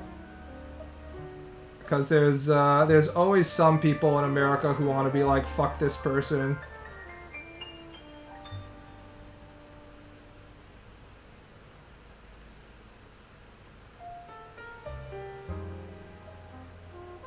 If you can get a "Let's Go Brandon" meme out of it, even better.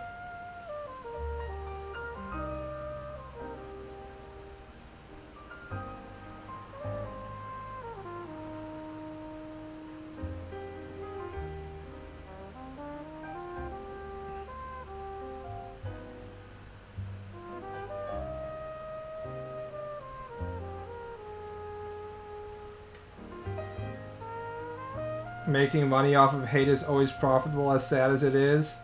I mean, when we had September 11th, there were people who created an entire business out of making Saddam Hussein urinal cakes or some shit, so I don't know how profitable it is in other societies. I can't think of much shit like that in Japan. It's not just being angry and hateful. It's being very public about your opinions, which is basically what T-shirts are, right? You're putting on full public display how you feel about something.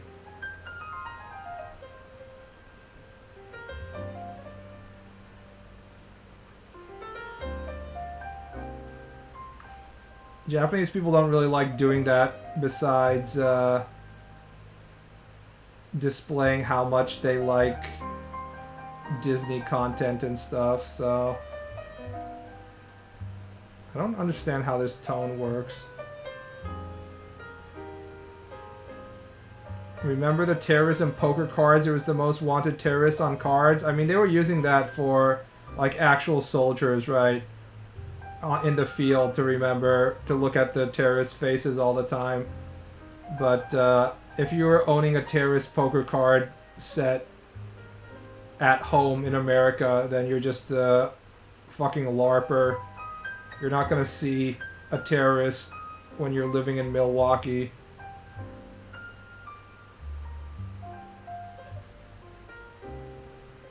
It seems only terrorists and assassins in Japan are public about their opinions, get gas attacked.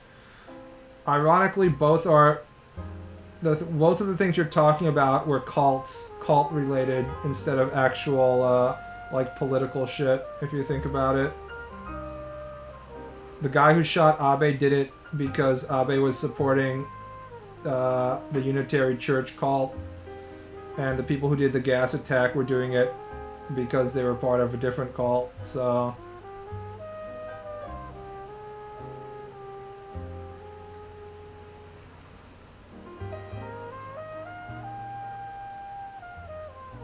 it'd be called terrorism in the United States. I mean, it is terrorism. It was an attempt to change public perception through violence, and it worked. In the case of killing Abe, the Unitary Church was banded as a cult, which is really weird if you think about it. It's like if September 11th happened and people were like, you know, Al-Qaeda has a good point. I've said this before, but it's actually pretty crazy that it worked in terms of like changing Japanese society in the direction the guy wanted it to.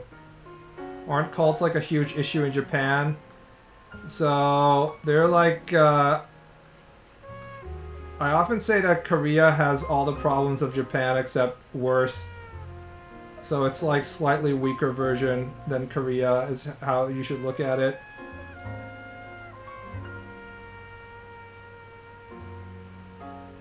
There's a few cults here and there. I wouldn't say that it's more or less than other countries. It's kind of hard to say.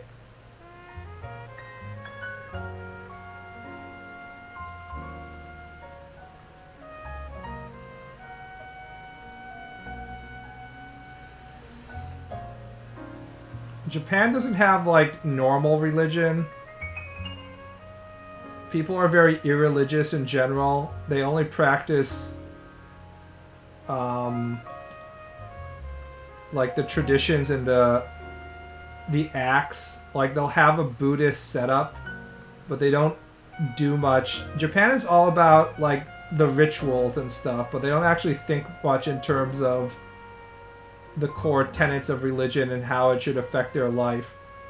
So they'll go, you can go to a shrine and throw some money into the box and like pray and stuff like that. But people aren't like, I'm a Shinto, so I'm against abortion or something like that. People don't think like that. So it's very different from America in that aspect. So for people who really want to get their hardcore religious experience, normal Japanese society is probably very unfulfilling, and I think that's one of the main reasons why there's a lot of cults that really prey on people who need something to believe in, because there's not much to believe in Japanese religion. People just don't think about the content of Japanese religion very much. They just do practices. So isn't it because Korea has more of a Christian base? I don't know why Korea has more cults, but it definitely has way more cults.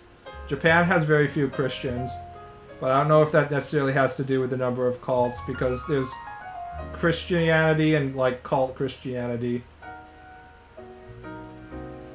Japan has Buddhist cults and Shinto cults as well, and just like general cults. You don't really need to be tied to a specific, more accepted religion to have a cult.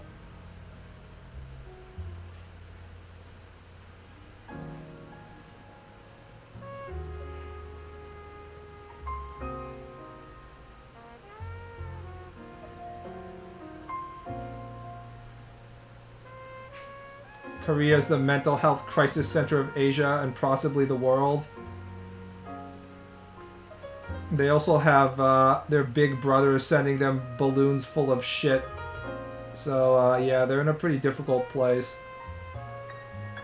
Not really my problem, of course.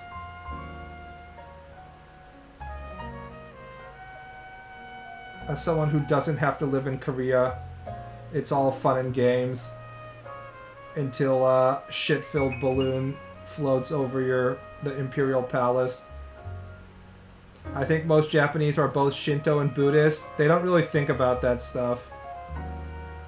Shinto and Buddhism wasn't even separate until, I can't remember whether it was Meiji or after Meiji, but for a long period in Japanese history, Buddhism was considered to be like the more advanced state of Buddhism, or advanced state of Shintoism.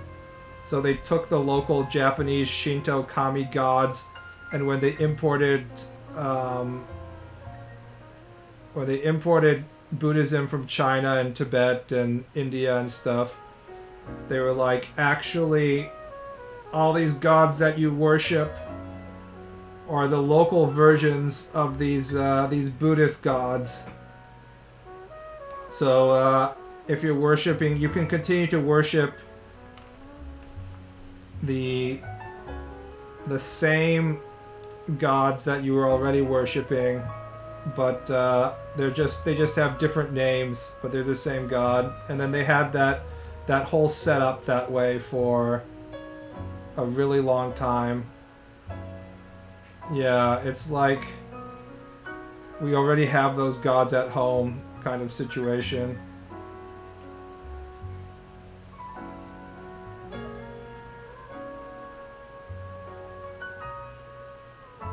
Visiting temples and shrines is the best fetch quest.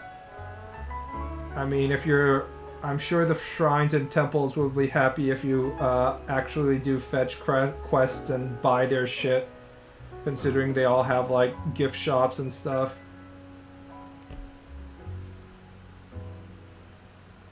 There was a huge thing back in Edo period Japan to walk all over the country by foot to go to all these different temples and shrines.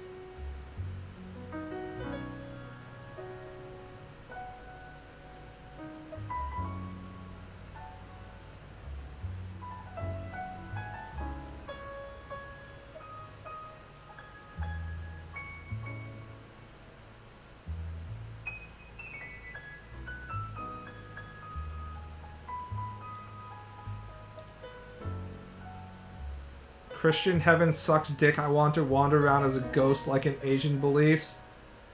The whole thing about Christian heaven that really sucks is that if you don't want to be God's bitch, there's no way to avoid it. The version of Christian heaven is like, oh boy, you're sure going to enjoy sitting at the right hand of God for eternity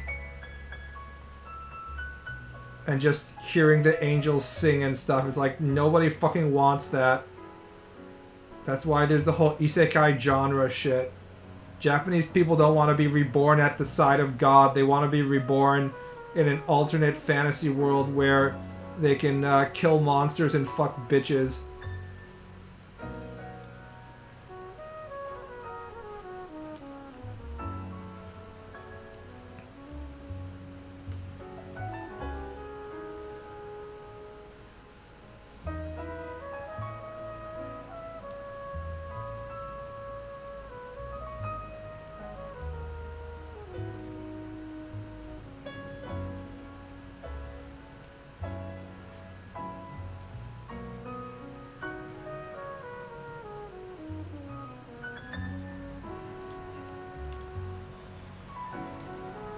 I'm still trying to figure out how these tones work.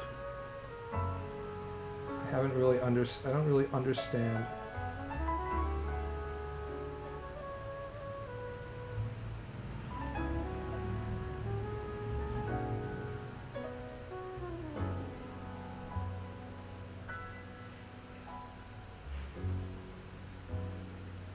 The entry into heaven is also super finicky. You mean Faust gets to get into heaven after making a deal with the devil and causing the death of hundreds? Yes, but he repented at the end.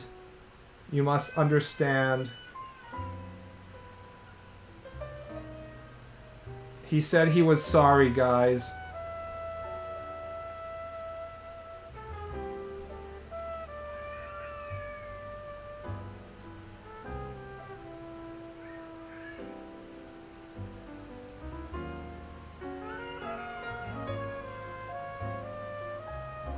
Meow? That's not a cat, dude. That's a girl crying outside. We have a daycare across the street. I think that's what it is. Please, Twitch. That's not my child dungeon. It's just me with the window open. Screaming children. I know, it's fun, right? It's summer daycare time. He did not repent, he just was not satisfied. To get into heaven in that book, you need to be unsatisfied and miserable. Huh. I was forced... Is this Goethe's Faust we're talking about? I had to read Goethe's Faust to some amount in high school, and I obviously wasn't paying attention very much.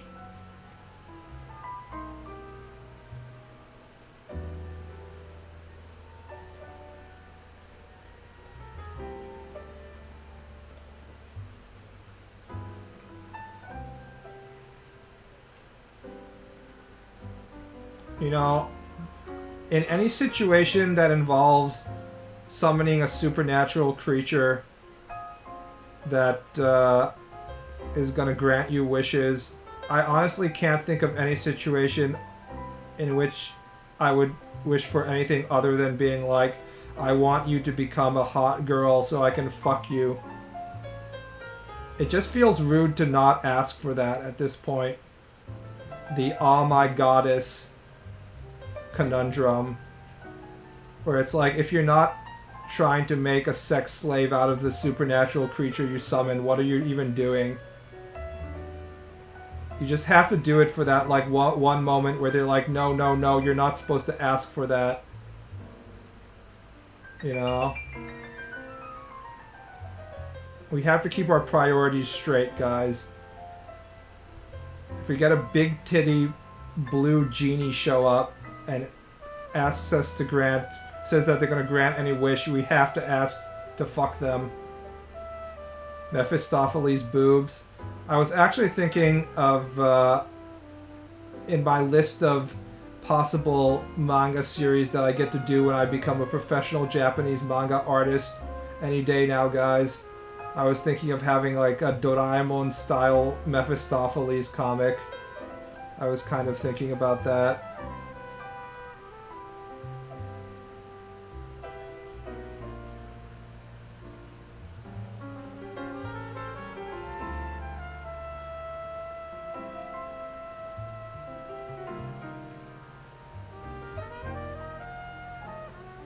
Isn't he kind of gay anyways? Mephistopheles? Isn't he just like, I don't know, some kind of shape-shifting trickster type character?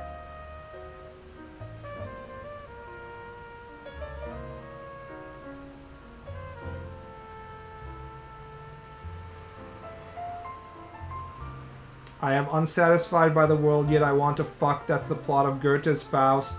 Also, I want to fuck the hot girl next door. I can't remember what her name was. He's just really horny for local girl or something. I can't remember if he rapes her or not, but something about that shit. He's just European. He's just like highly educated, smart European or something. I don't know.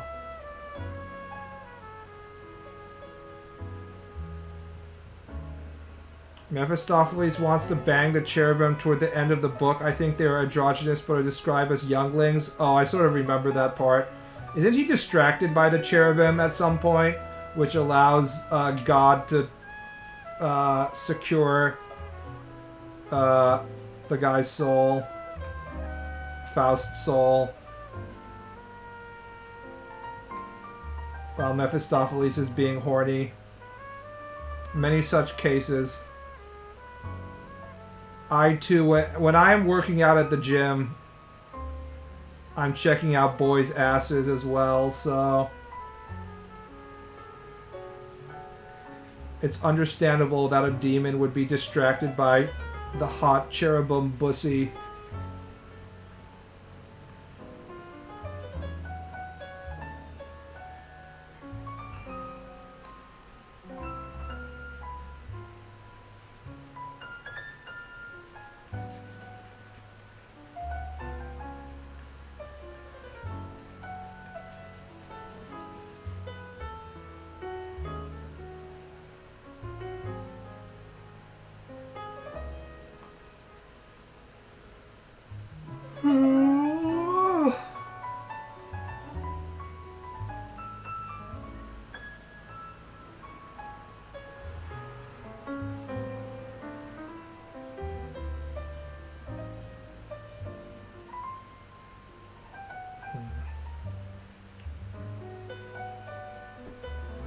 Faust wants to bang Margarita, aka Greta, who is his neighbor. Yeah, that's her name. I forgot who she was.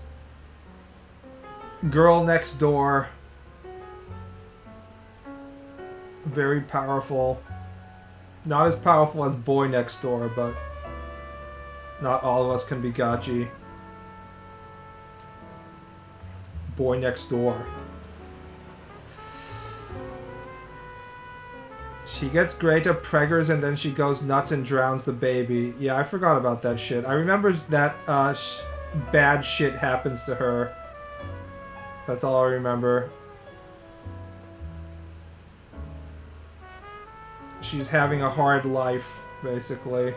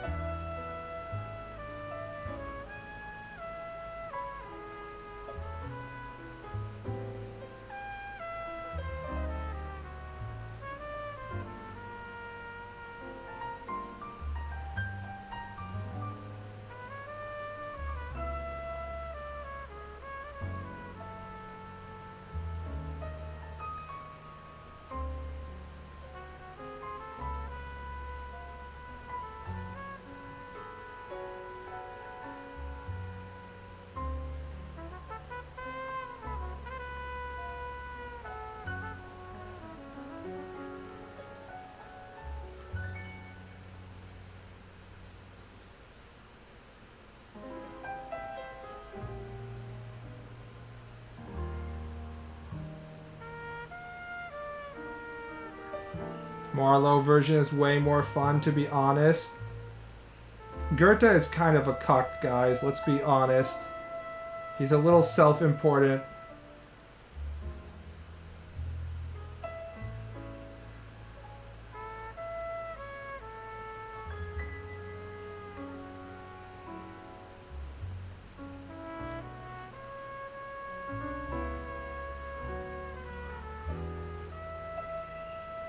Anybody who spends all their time writing about truth and beauty and shit is a little self-important, guys.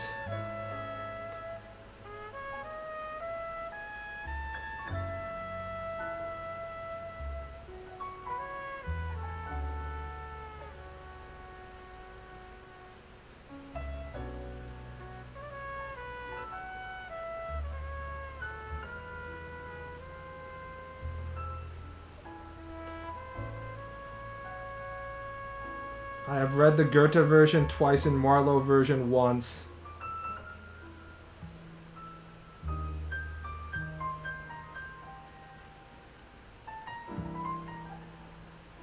Basically, my only interest in demons and stuff comes from me using it as possible material for being a manga author at some point.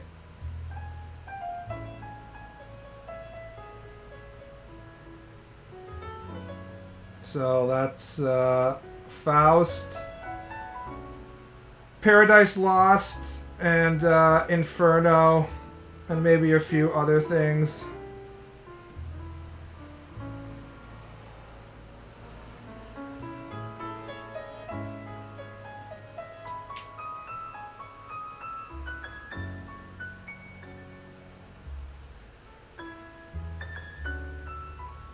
Marlowe version has a part where Faust gets decapitated by a knight and the head keeps talking and scares the shit out of the knight. I don't remember any of this. Marlowe was kind of based. Wait, was Marlowe the guy who came directly after Shakespeare and had like extremely gory shit, or am I thinking of someone else? Was he a contemporary of Shakespeare? I can't remember. Have you read The Master and Margarita? I started reading Master and Margarita. Oh, he preceded Shakespeare. Right. I can't remember this shit. I started reading The Master and Margarita, and it was too weird, and I stopped after like 2 or 3 chapters, so... I don't understand Russian lit, guys. That shit don't make any sense. For real.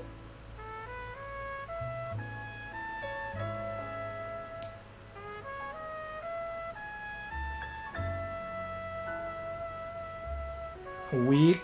Sorry, but I enjoy my stories to make more sense than Master and Margarita does.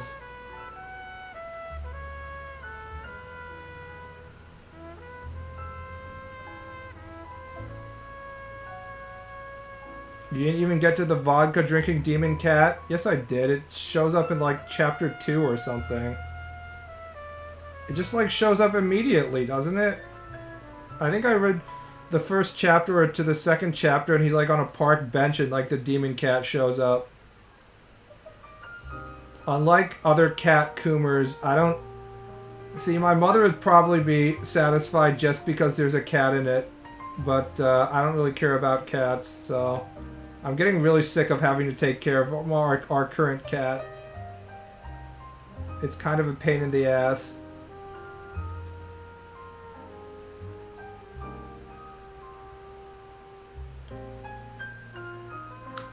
Mephistopheles is the only thing to come out of Goethe's Faust, but Mephistopheles is in Marlowe's Faust as well, isn't he? Or is it less specific? I thought that part is the same. Behemoth is only mentioned but not shown talking and drinking vodka. I haven't even finished Crime and Punishment, despite starting listening to it, because I needed something to pay attention to while I was drawing shit.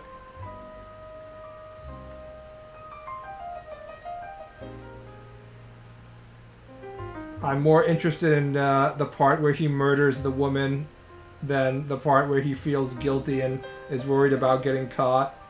Because, you know, I'm a sociopath. As a gamer, I only care about violence against women. I don't really care about the consequences.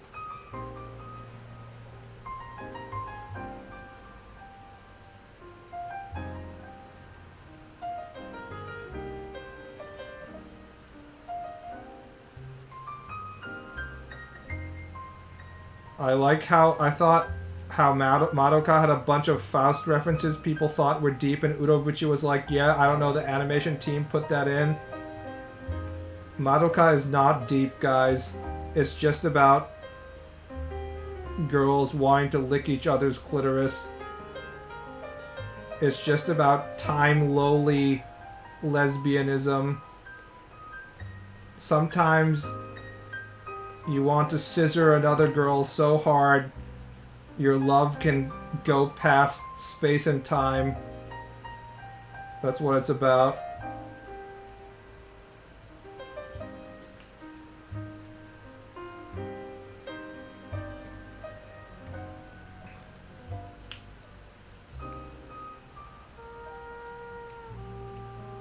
And that's based, but that's forbidden.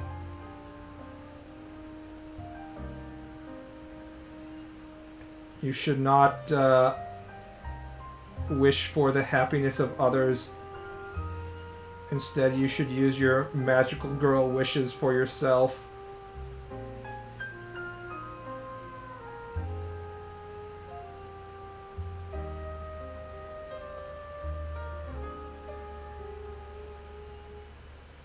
Are we actually starting a fucking Madoka discussion in the year 2024?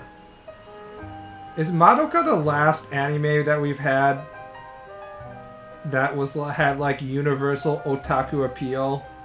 We've had anime that had like huge normie appeal since then, like Attack on the Titan and not Jujutsu, well Jujutsu too, but Demon Slayer and stuff like that.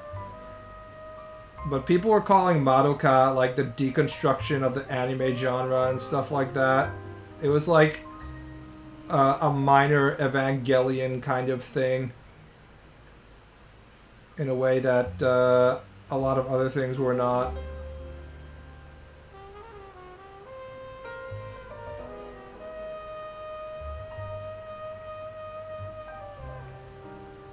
I don't think there's been much that had many things that had that level of mass otaku appeal in a while.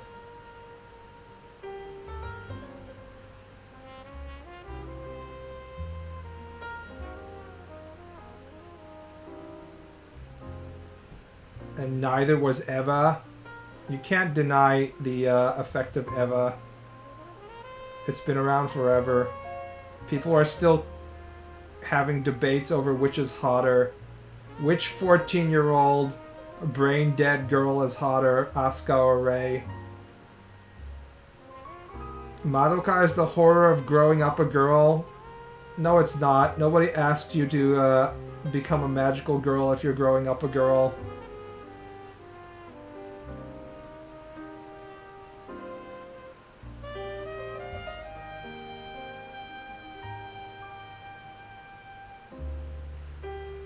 Neither show was a deconstruction.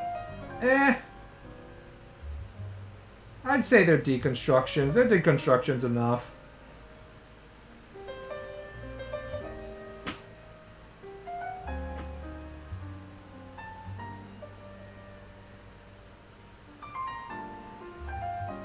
It's good enough. It doesn't have to be like a super deconstruction. It just needs to be a partial deconstruction of the theme.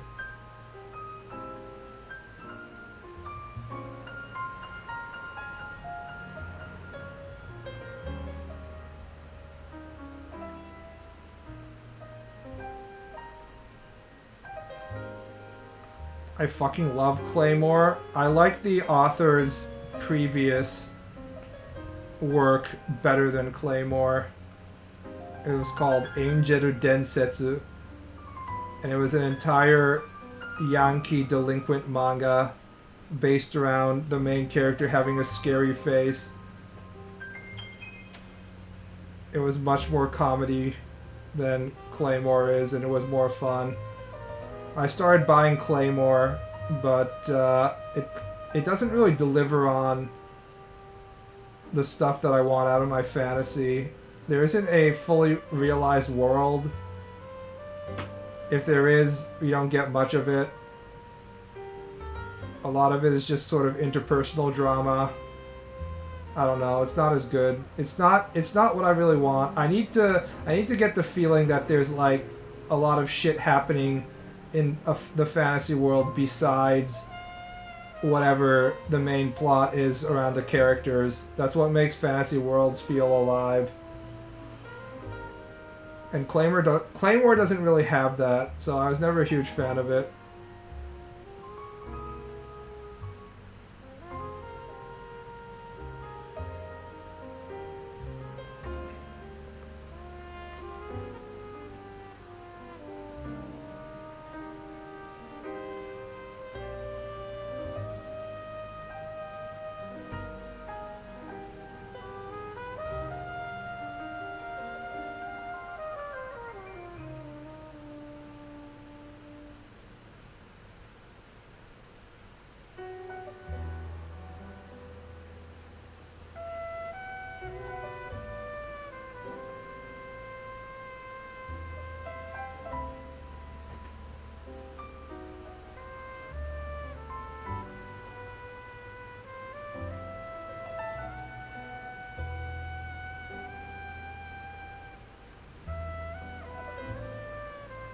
Claymore pushes a lot of the meat on the plot towards the middle and end. It spends a lot of time world building. Yeah, but it doesn't do world building around information that isn't related to the main character and like the monster killing and stuff like that. It's still primarily focused around the core mechanic of killing monsters and the witches or whatever they were called or whatever. But what I want to feel is... See, okay, so one of the shonen manga that I enjoyed the most of all time is Hunter x Hunter during the auction Yorkshire City anti-mafia arc, in which the Ging A Ryodang are going in and like killing mafia and stuff like that, because you get this really strong feeling of society. I'm not really interested in stories where you don't get a strong feeling of society around it. I like the real the feeling that we're living in a society. Hashtag Joker.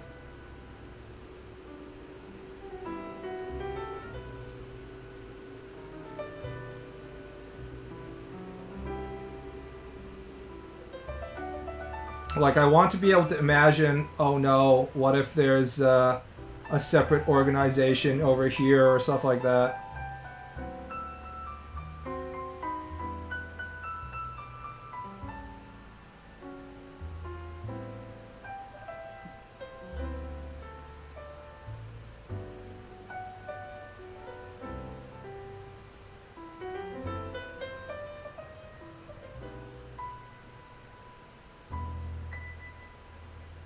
I'm going to have people living in villages and towns dealing with fucked up magic animals in my shonen shit story.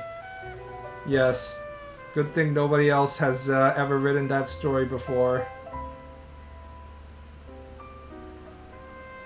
We wouldn't want people to think that you're unoriginal.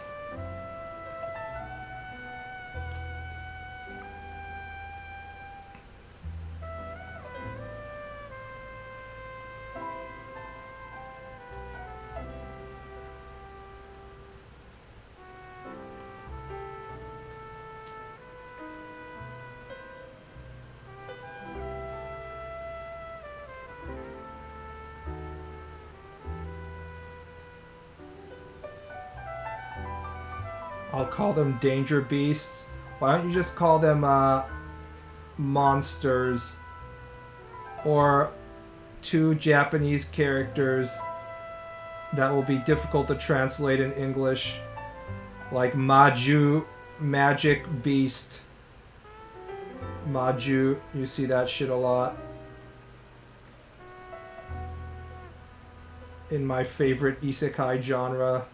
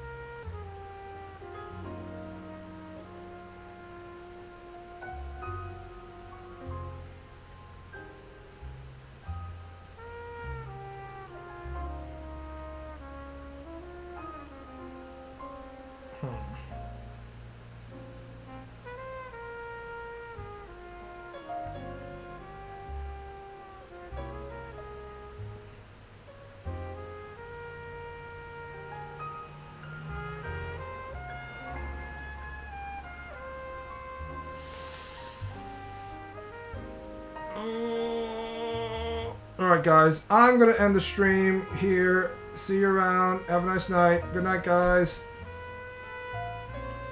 Still working on my manga, trying my best. Maybe about a third of the way through. This is taking forever, but it's necessary to go slowly as I improve my quality. Good night guys.